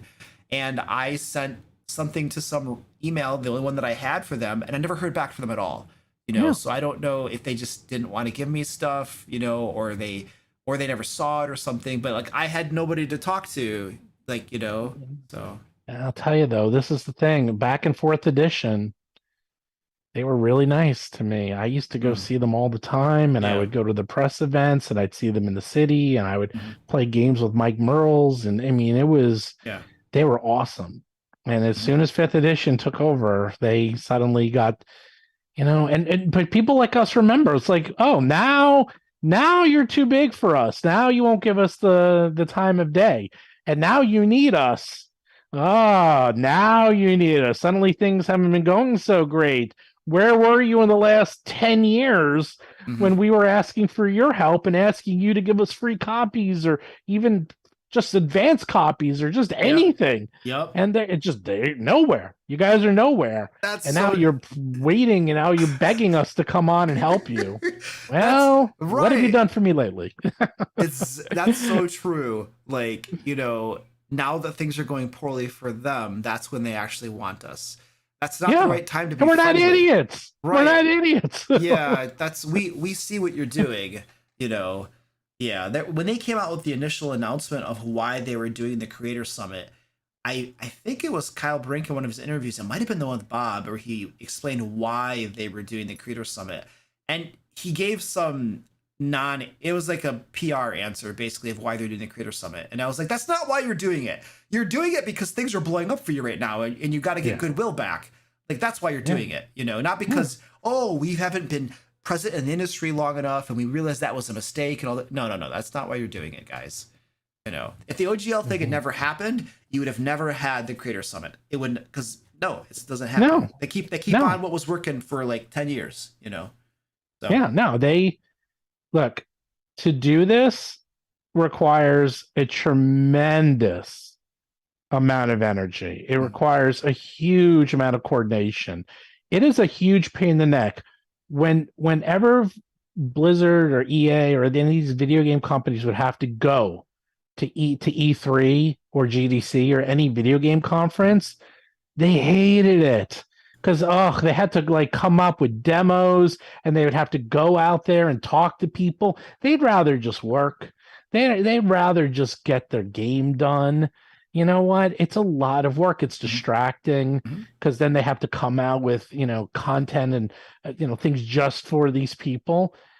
I guarantee them going back to Gen Con or PAX, it's a pain for them. It's like, now we got to fly people out, and then we got to come up with material that's not press material, and we'd have to come up with demos and run these things. It's like they're losing. Now think about it in your term, like maybe they only have just enough time to come out with their new edition, and now suddenly this thing blew up in their face, and they have to realize, oh my God, we have to dedicate 6, 8, 10 weeks of our time getting ready for conventions now and going to those. We don't have that. We don't have 1 week to spare, let alone 2 or 3 months. So what do we do? That's the problem. It's like, it's a lot of work. That's why Paizo has literally people dedicated to this full time that have nothing to do with game creation. Right. They have nothing to do with the creative side. That's all they do is they manage community and the creators, and that's it. And they talk with that team quite a bit, but they have nothing to do with the creation of the game. Yeah. And unfortunately, they are having to bring in the creators, which is, by the way, the video game way of doing it. And that is actually the wrong way to do it. The right way to do it is hire people who are gamers, who know your game, who love your game, who can talk to your game at a high level, and are not on the design team and do nothing but answer questions and talk to the community. And that's it. And they need to hire someone. It seems like it would be cheaper in the long run to hire people dedicated to this, because then you're not taking your game designers and other people away from their important work to such a degree. And then those people can be the liaisons, like you say, because if they're getting behind on their development work because their game design team and stuff have to do the creator summit or go to conventions and all this kind of stuff, then that costs their game design, probably more. That this is kind of like, so when I was working in software development, we would have this, basically software developers are not cheap. Okay. So you usually don't want them doing work that's not developing software, right? You want to have other people that you can pay less or something doing other work, or even people, even if they get paid the same, that are good at the other things. And so you can keep software developers doing the thing that they're supposed to be doing. So for instance, if you had to go to like some sort of sprint review meeting and do some presentations and stuff, you don't want your software developers to be working on PowerPoint slides, for instance, because that's a bad use of their time. You want to have your Scrum Master or your project manager doing the PowerPoint slides or something like that, or get a TechCom person to do a PowerPoint slides. Software developers should be doing software development work because they're better at it, and you're paying them money to do that thing, and so there's reasons to have like dedicated people to do that kind of stuff, so that your game designers can do what they're good at and what you're paying them for, and not get distracted by other things that take them away from that. So it makes total sense. No, they need to do that, and I just don't understand. This is what's so upsetting. They're Fortune 500 company, and they just don't seem to know any of this stuff. I'm like, am I taking crazy pills? I'm like, dude, this is all like business 101. This stuff is like, I mean, I don't know. I'm like, how is it I know all this stuff and you don't? What is going on here?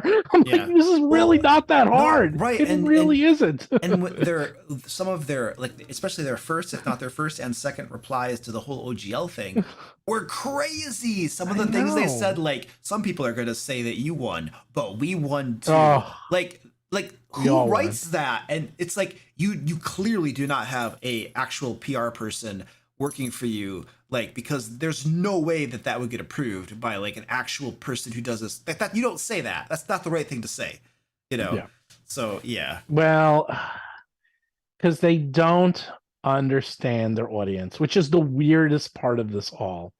Or they understand. Actually, that's not true. I'm going to rephrase this. Okay, so one of the biggest issues at Blizzard back in like 20 years ago when World of Warcraft first came out is they had 12 million people playing World of Warcraft. But now we're 12 million people on their message boards, because back then it was all message boards. Yeah. No, they had like 0.001% of those people Right. were on the message boards. But 0.0000001% of those people were very vocal, very active, and had a lot of influence. We call those influencers. Uh-huh. It's like, and these are very powerful people, Yeah. and they would speak for the community. Although but Blizzard realized that 99.999% of these people did not care about what these very small amount of people said and did. Yeah. But they wielded great power because of the time and energy and dedication they put into this. And what they would have to do is, that's why they had community liaisons, because they had people who would spend all their time talking and helping and massaging these people to make sure that things didn't get out of hand, because they can get out of hand very quickly. And that's what that was their full-time job, and they still have those. And right now, again, this goes back to losing the narrative, is that they have all these creators, all these content creators, all these YouTubers, all these bloggers, all these people who write about D&D, mostly YouTube creators, that are suddenly, not only are they turned against WOTC to the point that they don't trust them, but some of them, like DM Dave, like they're going full Pathfinder. Like they're just saying, yeah, we're just developing for Pathfinder. I don't know if they're only developing, but they're developing for Pathfinder now, because they realize they can't put all their eggs in one basket if something goes wrong with D&D. And now everyone's starting to switch over to at least more than one system, because wow, what happens if D&D disappeared overnight, which the OGL almost did, and people went, oh my God, this almost put me out of business. I cannot do this anymore. I literally have to now support more than one system. Dude, that's exactly what my team is doing. You know that we're starting to develop for Pathfinder 2nd Edition, and like that part of that decision. I don't know if that was public or not. I didn't say anything. No, it's public. Like we're definitely moving. Our Lair magazine that comes out every month for patrons is already coming out as Pathfinder 2nd Edition content. It's still unofficial, and we're still ironing things out, but it's out there. Like we literally just put it out yesterday. But my point is that for the reasons you said, it was clear that we got to go to another system, because Wizards could kill us tomorrow, Yes. But besides that, I was literally getting messages from patrons who were canceling their patronage and saying, Luke, I'm sorry to leave. I love your content, but my group is going to Pathfinder 2nd Edition. I got multiple messages, and I told my team in a team meeting, I was like, you guys, we have to publish Pathfinder 2nd Edition. People are leaving, and going and because they're going to a different system. Like we need to make content for that system. You know what I mean? So it was a combination of those two reasons, where it was just like, and my team scrambled, dude, to be able to put Pathfinder 2nd Edition stuff out, and they're working their faces off, and I'm very appreciative of that too. Well, if you have any questions, you literally have two of the most experienced people on planet Earth. Dude, we have a direct line to you and to Mark Seifter. And I literally was asking my Zach and Ed on my team like a couple days ago. I was like, you guys, Mark was going to give you like private seminars. Yeah, let's do that. No, but I was telling them, I was like, you guys, we got to do this. Get with him. Come on, let's have these seminars. Come on, because like Mark is the dude. He was like the co-designer of the game, and I'm like, he could just in 2 hours he could dump out so much information that our products, the quality of our publications would just be like, So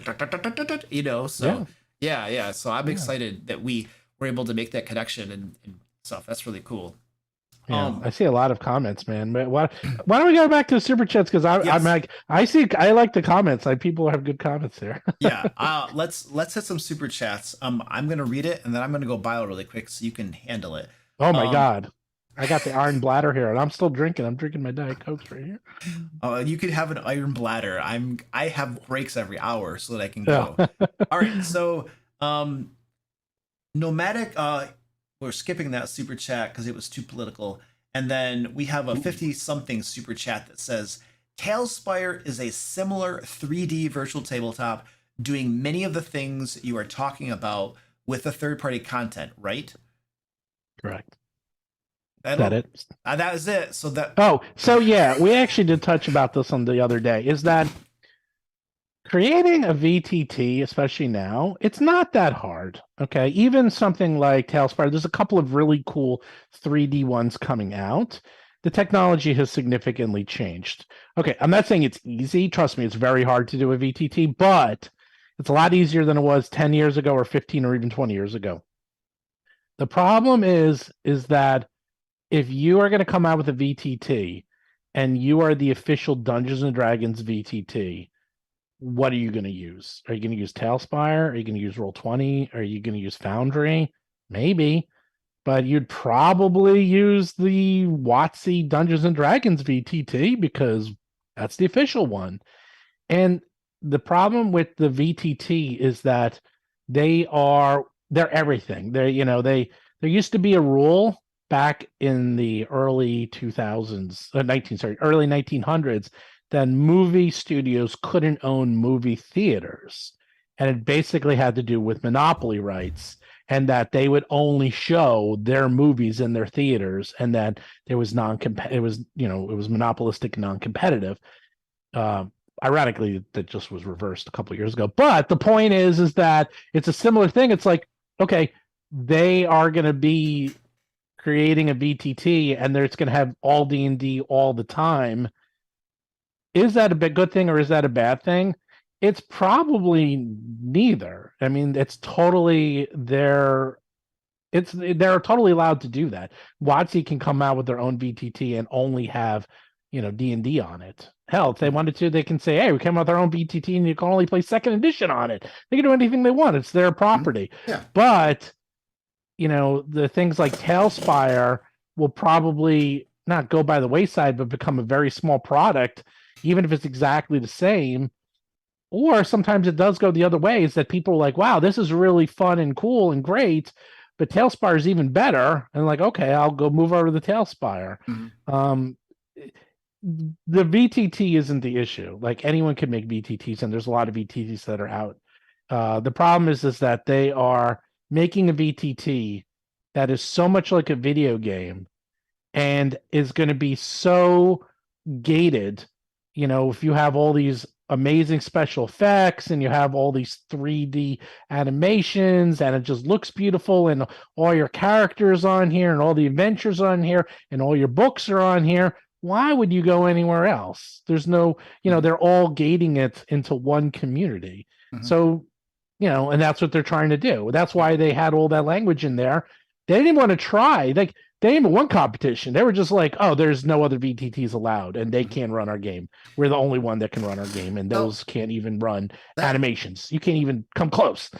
That brings up an interesting question, because this was a couple months ago that I was theorizing in my head on this whole OGL stuff. Like, what if Dungeons and Dragons makes it so that I'm assuming that Roll20 must have licensing in place or something. They do. To be able to have D&D on their platform, and maybe Foundry and others like that. There's got to be licensing in place. So there's some licensing, depending on, with the OGL, you can have it, but then there's additional licensing to have the actual term D&D and stuff. Exactly. To have the modules on there and stuff. So in my head, I was like, what if Wizards of the Coast pulls the licensing from Roll20? Or when it expires, they refuse to renew it or something.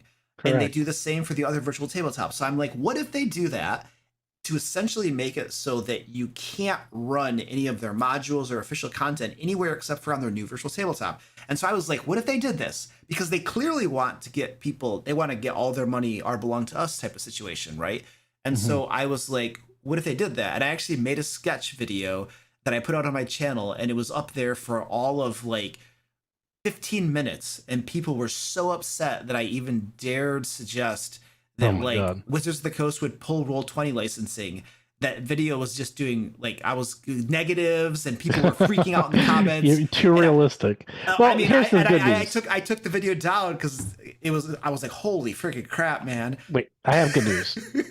It's not going to happen because as long as there's OGL, they can still publish it, and that's why they were saying in the original OGL controversy, the OGL was never intended for digital content. Mm-hmm. The OGL was never intended for any of these new technologies like PD. It was it's so blatantly obvious And this was, remember, like now we know a little bit more, but like back in December and January, and I was saying it endlessly. It's like, dude, all they care about is the VTT. Because as you said before, all these guys are for Zynga. Their new, president is from Zynga. They have all Zynga microtransaction models. Digital gaming made $200 billion. $200 billion last year.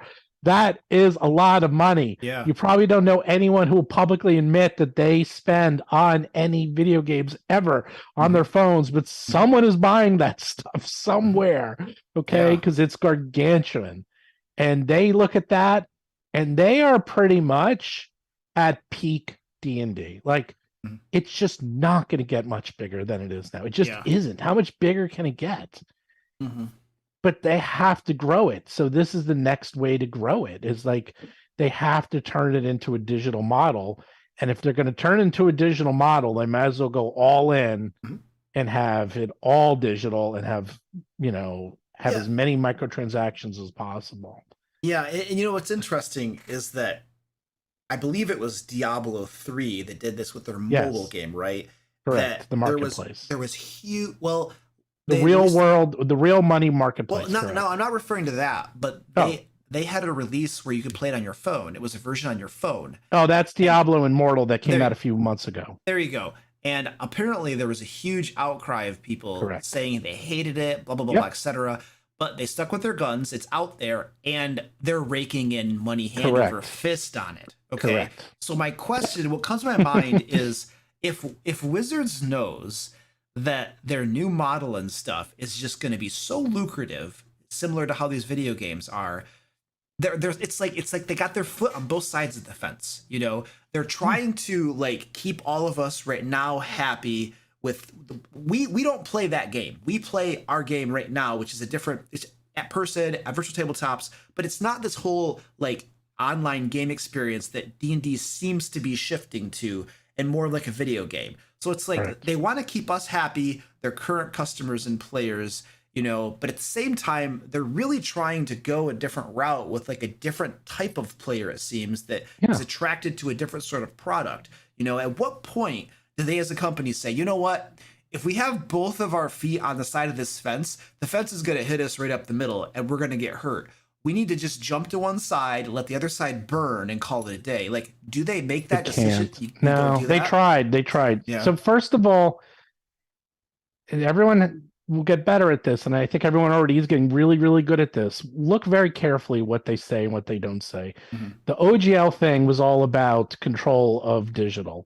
And when they came out with remember they came out with OGL 1.1 and 1.2. 1.2 had like all this terminology, and it was like, okay, we're going to give you all this stuff, but digital is off limits. And then people were like, okay, well, that's still not good enough. And then they finally said, fine, Creative Commons, we give up.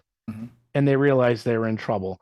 But have you noticed that they were saying, and they've been saying it quite a bit, is that, oh, this new VTT, it's going to work on your computer and your game console and your phones. They've mentioned that multiple times. Whether they said it by accident or on purpose, that's because that's their plan, because that's where the money's going to come from.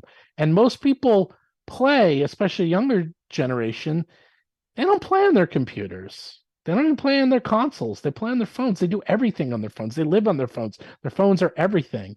And that's another reason they went with Unreal Engine, because Unreal Engine will scale down and work on your phone or work on anything. So they are using pre-made technology and designing this. This will be, Hearthstone on your phone, or this will be, Magic Arena. It's going to be that. And it is going to be turning into a video game. The problem is that they tried to jump onto that side of the fence, but the people who are the most vocal is the role players. So there's two camps. There's the role playing camp, and then we'll just call it a video game camp. The role playing camp is us and like the vocal people who have all the tubes, and the tubes. We have all the tubes. We have all the shows, and we go through and create the content. because we realize we're not part of this community. We have nothing to do with this video game. We barely know how it works. We can't sell on it. We can't do anything. That's your thing. That's your property. We just care about the game because we couldn't care less about that. And they're having a nearly impossible task of trying to convince us, the role players, why we should care about this VTT. Mhm. And they're failing miserably because they're like, it looks amazing. Okay, there's a lot of VTTs out there, and I got a lot of video games that Yeah. look amazing. I don't need this to look amazing. Yeah. It's like, well, it's a VTT. I'm like, yeah, I've been playing on VTTs for 12 years, buddy. Dude, I don't need another one. Do you know It's like, yeah, do you know the VTT that I've played on for the last several years? Roll 20. It is What's that? Roll 20. I've been using Roll 20 Yeah. for 3 years. It's a flaming pile of garbage. I don't care. I'm not there for the VTT. I am there for the game, the role playing, the combat, the Right. descriptions. I'm there for my players, the relationships that we have, the laughs that we share, the jokes. I'm there for the high moments and the low moments. Like, I'm not there for the stupid virtual tabletop. If I were, I wouldn't be on Roll 20 because it's probably one of the worst, as far as like visual graphics and like all the cool stuff you can do. It's just like, it gets the job done.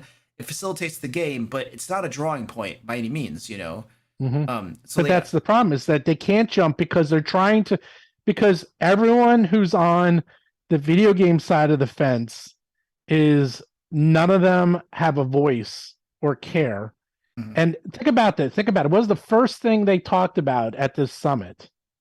The VTT. Mhm. What was one of the main things they talked about? Was when they said they were going to do their personal, the public summit. Remember, like 2 weeks ago, they had their online summit. And what was the first thing they listed? The VTT. Okay. Again, this is reading between the lines. Like, this is what's important to them. Yes. Did they mention, oh, we're going to show you some new classes? We're going to show you some new rules? No, they don't care. Yeah. They don't care about that. That's not what's going to make the money. New classes is not going to make the money. Right. New lore is not going to make the money. New rules are not going to make the money. Mhm. The only thing this is going to make the money. Right. It's going to make them a lot of money. Yeah. And all they need to do is placate us for the next 2 years, keep us happy, Mhm. get all those people into the VTT, and then they can cut us loose and say, "See ya, suckers." Yeah. And that's, exactly. Like I always have this part of my gut that wonders, is the OGL thing really over, or is it on pause until they can finally say, you know what, now we are going to try to revoke it. It's not over. I've said that. I said there's 2 years. Everyone's like, "Oh, it's over." I'm like, no. That was the first month. Mhm. 2 years. We got 2 more years of this. Let's wait until the new version's out, 2024. Now we have about a year and a half. Mhm. Sorry, about a year and a half, 2 years left. You got 2 more years, and then it will start ending. And this is still developing. It was the first round of many. So what do you think they're going to do in 2 years then to continue this OGL thing? Well, what they would have done, and they'll still do it, is that they can come out, and I think they're finally realizing it. It's like, okay, we have lost the OGL war. We even lost the other VTT war and the third-party war. So let's give up on that front. But if anyone wants to join our VTT or D&D Online, you have to agree to a EULA. That's the end user license. The EULA can have anything they want in it. Mhm. And you literally can't use the software unless you agree to it. And there could be some very draconian things in there. Mhm. And most EULAs do. So they can have their cake and eat it too. They can actually basically say, you know what, D&D 5.5, whatever the heck they're calling it, it's free. Just like Pathfinder is. Everything's online. Here's all the rules. Go crazy. Yeah. But if you want to use our tool set, Mhm. you got to agree to all these rules, and Right. you're in our gated community. So who cares that we gave it to you for free? Because if you want to use it, and if we make it all online, it's like saying, hey, here's all the rules to World of Warcraft. You guys can go play with it on the playground with all your friends. You can't play World of Warcraft, but like they literally are trying to make it that you almost can't play this game anymore unless you're online. So they can go crazy, make the rules free, or not free to play, but just make them open, like Paizo does. Yeah. And people are always amazed. They're like, so all the rules are free, and I'm like, yeah. Like, so I can just look them up and start playing and never buy a book. Yeah. Yes. You can. Yes. Absolutely. And people can't believe it. I'm like, yeah, That's the point. You can't. Yeah, but you know what? The crazy thing that happens is I know the rules are free. People that I work with Still buy know the that the books. rules are free. But guess what? We all go buy the books anyway. Yeah, Because we they're want the beautiful. books. Well, they are. The artwork, the books are amazing. I cannot believe every time I open a Pathfinder 2 book how amazing the interiors, the layout and design, the artwork. It is light years beyond what WOTC does, which is amazing, but it's true. It's just so much better, you know. Yeah. So, but that's the thing. They don't care. They do not care about the game.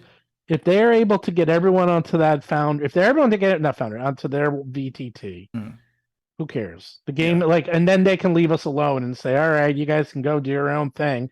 We're making all of our money over here on, VTT microtransactions and people playing our game worldwide. Yeah. It doesn't even have to be limited to just this part of the world. So you think that, so it sounds like what you're saying is that the OGL is kind of over because once they're making all that money, they won't care if we're publishing third-party products because they're monetizing the VTT so heavily that they just won't care. Yeah.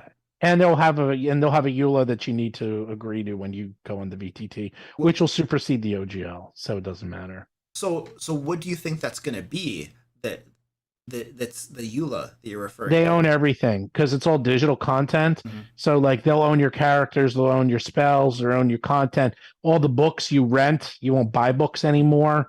No different than Netflix. If you think about Netflix, like you don't own anything on Netflix. So do you think that people who go onto the marketplace that'll eventually exist for their VTT, do you think that there'll be stipulations in there that if you upload something that I create some stuff that I put on their marketplace, I make an adventure, that in the EULA it will basically say that they own the rights to my adventure? You think that'll be the thing?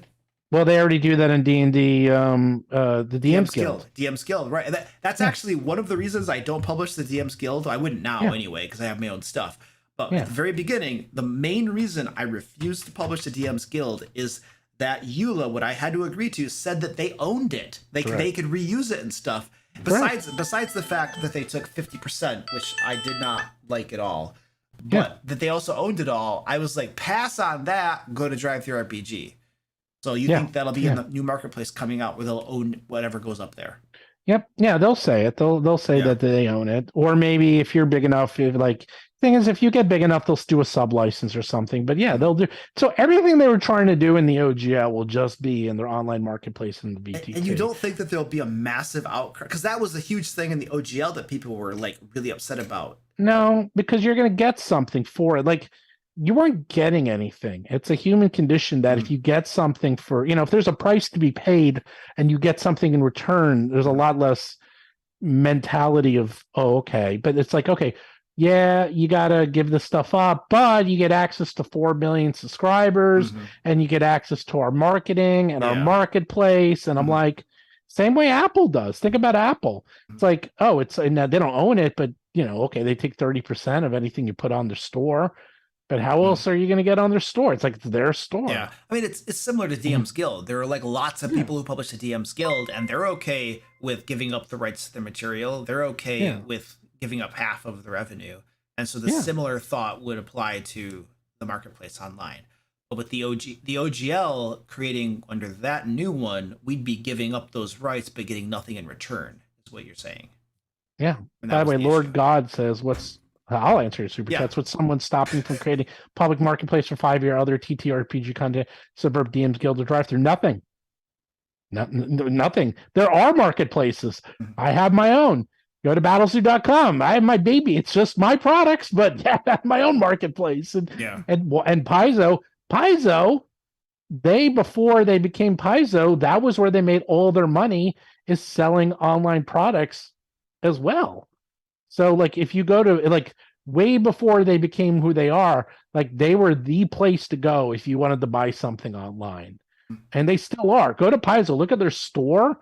It is gargantuan. It is scary how big their store. They sell everything. Yeah. And they sell physical products too. So let's hit some more super chats then. Sure. How do you feel about the direction that D&D is headed with the resumes of the CEO and the guy in charge of the VTT?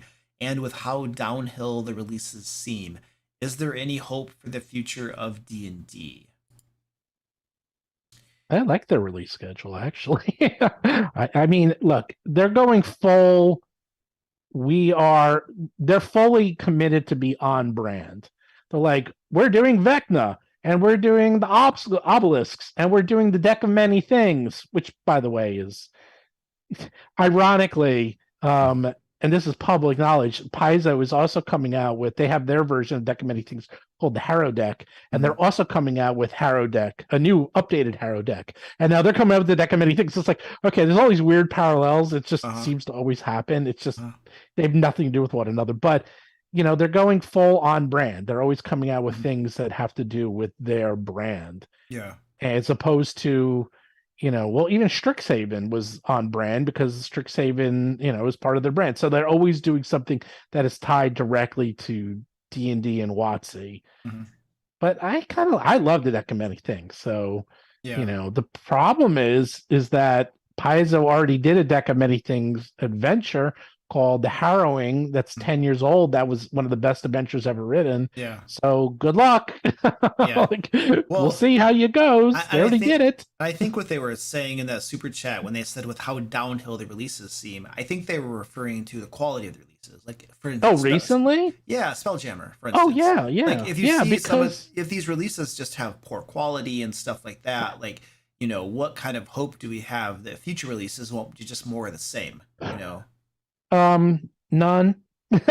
Quite frankly. Well, that's not true. It's like, okay, no. Actually, let me rephrase that. There's two things. I believe Spelljammer was an experiment because in my mind, what they were going to do, because wasn't Spelljammer 364-page books, I believe? It was 3 books. Each book was 49 pages, if I remember correctly. 49 or it was just under 150 total. Oh my God. Well, anyhow, I thought $80. Right. I thought that was a test, and it was a stupid way to do it. And I could be wrong, but if I'm willing to bet money that was a test to see how they can release upcoming products in terms of we can come out with a 3-volume books, one for the Dungeon Master Guide, one for the Player's Guide, and like a monster manual. And this way, because think about it, right now you have one book that you buy, but this way, if you can make them smaller and then you can sell books for individual people instead of having one big book, it's like I could just buy, as I said before, the Fighter's book or the Magic book or the Rogue book and whatever. They come out with individual books. Yeah. It's actually, it's 3 books at 64 pages. So I was right. That's actually a better model, and they'll make a lot more money. And I guarantee that's what they were really testing. It had nothing to do with the adventure. It was stupid for them to test it on the adventure, and it was more of a test to see how they can come out with this type of product. And it just failed, and it didn't help. The adventure wasn't great, and it wasn't like they just miscalculated that one very badly. And it really messed up probably all their analytics because they're like, oops, the adventure wasn't good. So any of the data we have to see if this is successful is negated because it looks like it probably wasn't very successful. So. How does a company of their size make these types of what sound like obvious blunders, and stuff?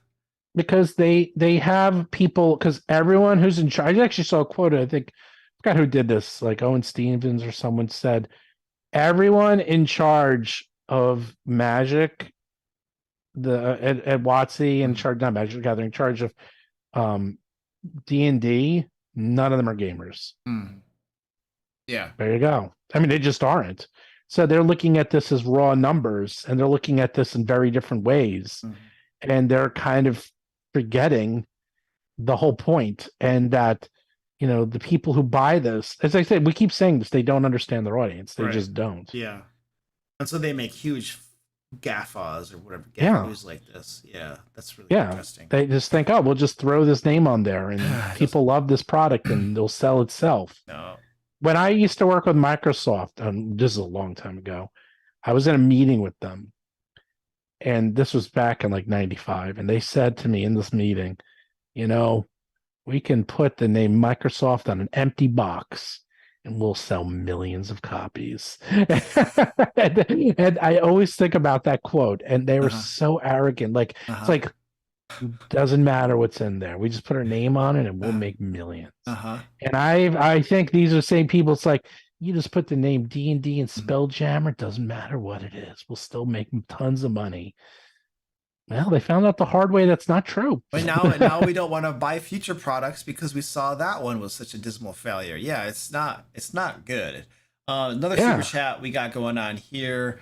$5 super chat says it doesn't have a name, so thank you, nameless. Do you think there will be an analog Roll20 type VTT or digital split? Do you think it will go the way of the 4th edition VTT? Do you know what they're talking about? Is it not going to be like a 3D Unreal Engine? Yeah, something like that. No. Yeah, so it's 2D. No. Nope. Yeah. There's no reason to. Why would you? Right, especially if the Unreal Engine can scale down to different system It can scale. performances and stuff. There's Yeah. no reason to. Scale. Yeah. It's not optimized. Everyone's like, oh, they're on $6,000 computers. Mhm. Yeah, they are, because the game is horribly optimized right now and it won't work. This happens. It's very common. Like when you're developing, Mhm. you need you need like the strongest, beefiest, most massive computers, because everything is horribly unoptimized, Yeah. and it runs at like 1/1,000th the speed it should. Yeah. So that totally is fine. Trust me. At the very end, they'll do optimization. Mhm. They'll bring all the textures down. Mhm. They'll do all the memory management. It'll be fine. It'll be fine. Everyone's so worried. I'm like, I'm not worried about. Yeah. That's standard. That's standard software development. So Yeah. Cool. Another super chat here. Nomadic Inscriptions, €5 says, thanks for answering the question without directly answering the question. I'm not sure what that was in reference to, but probably one of the other questions or something. we answered your question. Good job. Yeah. Love you guys and what you do. You know it will be a long stream when Roll for Combat joins. Yeah, we're 40 minutes over. I've been going now for 3 hours and 40 minutes. Yeah. Yeah. So this is actually probably not too bad of a spot to wrap this up, because I had a meeting with one of my team members 10 minutes ago, and Zach knows I'm streaming, so he's probably, That's your fault. yeah. But I'm the boss, so I guess I get to change that if I want to. But anyway, we had a giveaway going on today. I'm going to draw the winner right now and announce the winner. Here we go. Whee! All right, the winner is Justin R. Justin R. I will be sending you an email, and we'll get you hooked up with your stuff from the stream or giveaway, crap like that. So, all right, we're gonna end it right there. So, thanks, Steven. I really appreciate your coming on. Yeah, I'm glad you let me come on. I saw you on. I'm like, oh wait, I was gonna write you and see if you wanted to do a stream with me. Oh wow, yeah. I was like, well, I was supposed to be here today. Today's Mets home opener. Oh geez. Going to the Met game, but it was rained out, so I'm going tomorrow. Yeah, I know you're a big baseball fan. Huge. So. So yep, can't wait.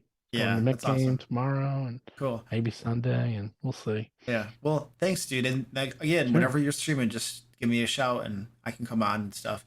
Except last time when you went to a convention, how was the convention? How was Gary Con?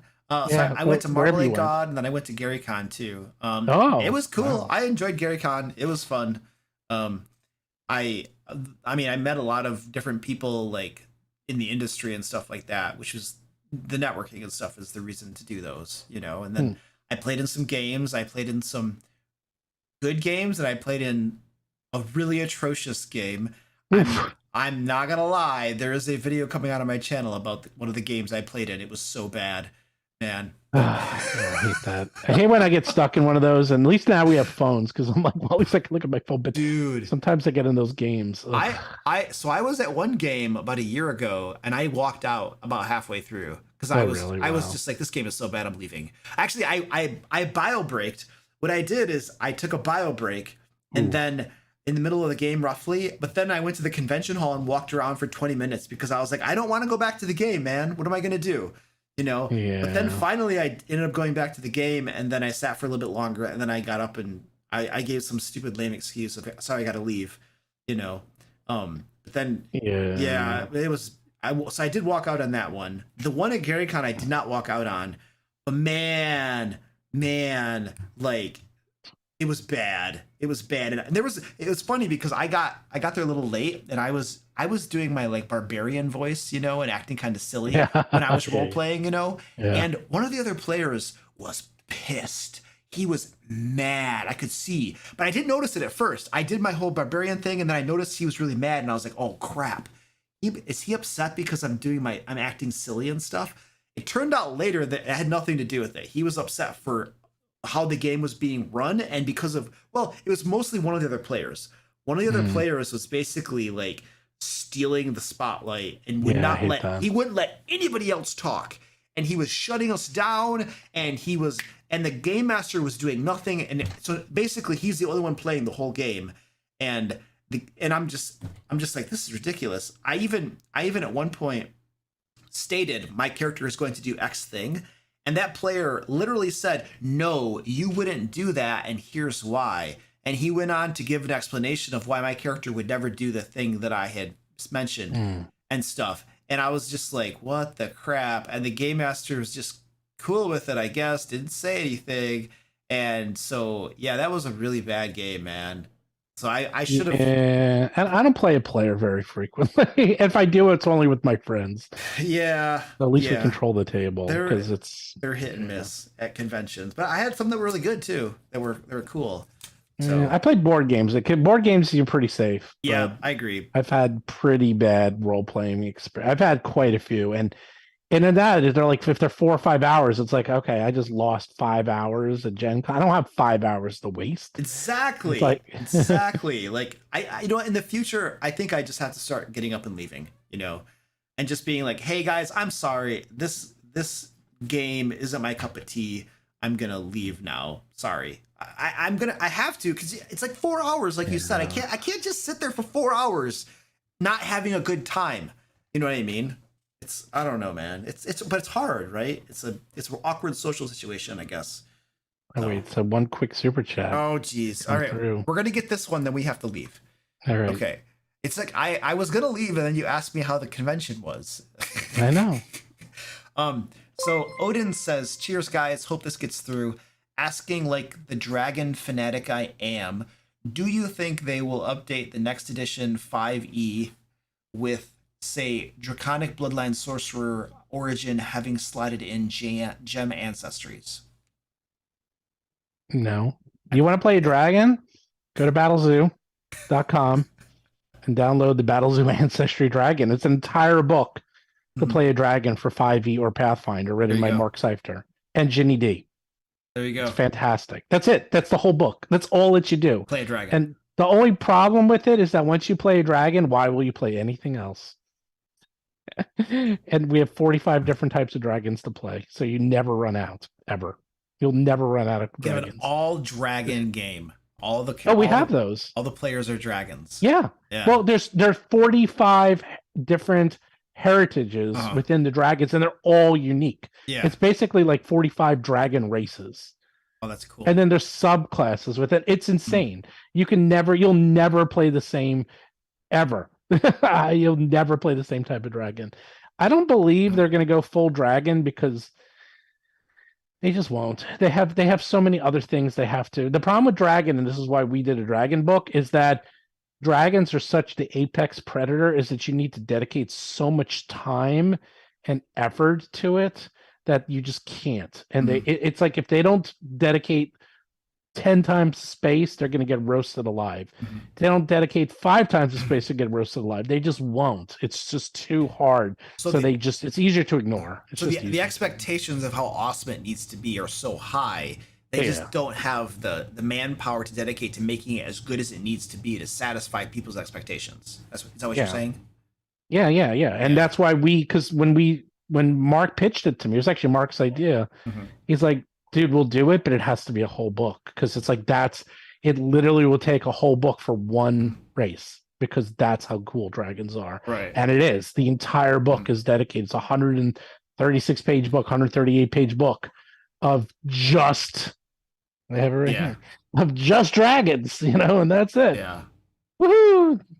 So if you like dragons, that's what you do. You gotta stop. And people love this. Okay, listen, you gotta stop talking about your products on my streams, because you talk about these and then I want to go buy them, man. You gotta knock it off. You can buy them. I want to see your Lair. I have not seen your Lair product. I want to see that. I love Lair magazine. Yeah. Oh yeah, we can send you some of that. I can send you some PDFs and stuff. Yeah. Yeah, I want to see that. But sure. But someone asked my channel. Roll for Combat. Just go to youtube.rollforcombat.com. Yeah. There you go.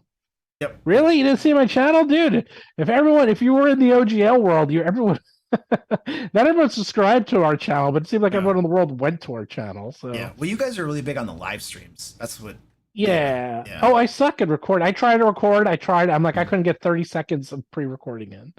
I'm like, I suck at pre-recording. It's hard. But we can talk forever. Yeah. It's pre-recorded videos are They're hard. are hard. There's a really reason that hard. people like just go live stream on Twitch because it's easy. The barrier for entry is easy.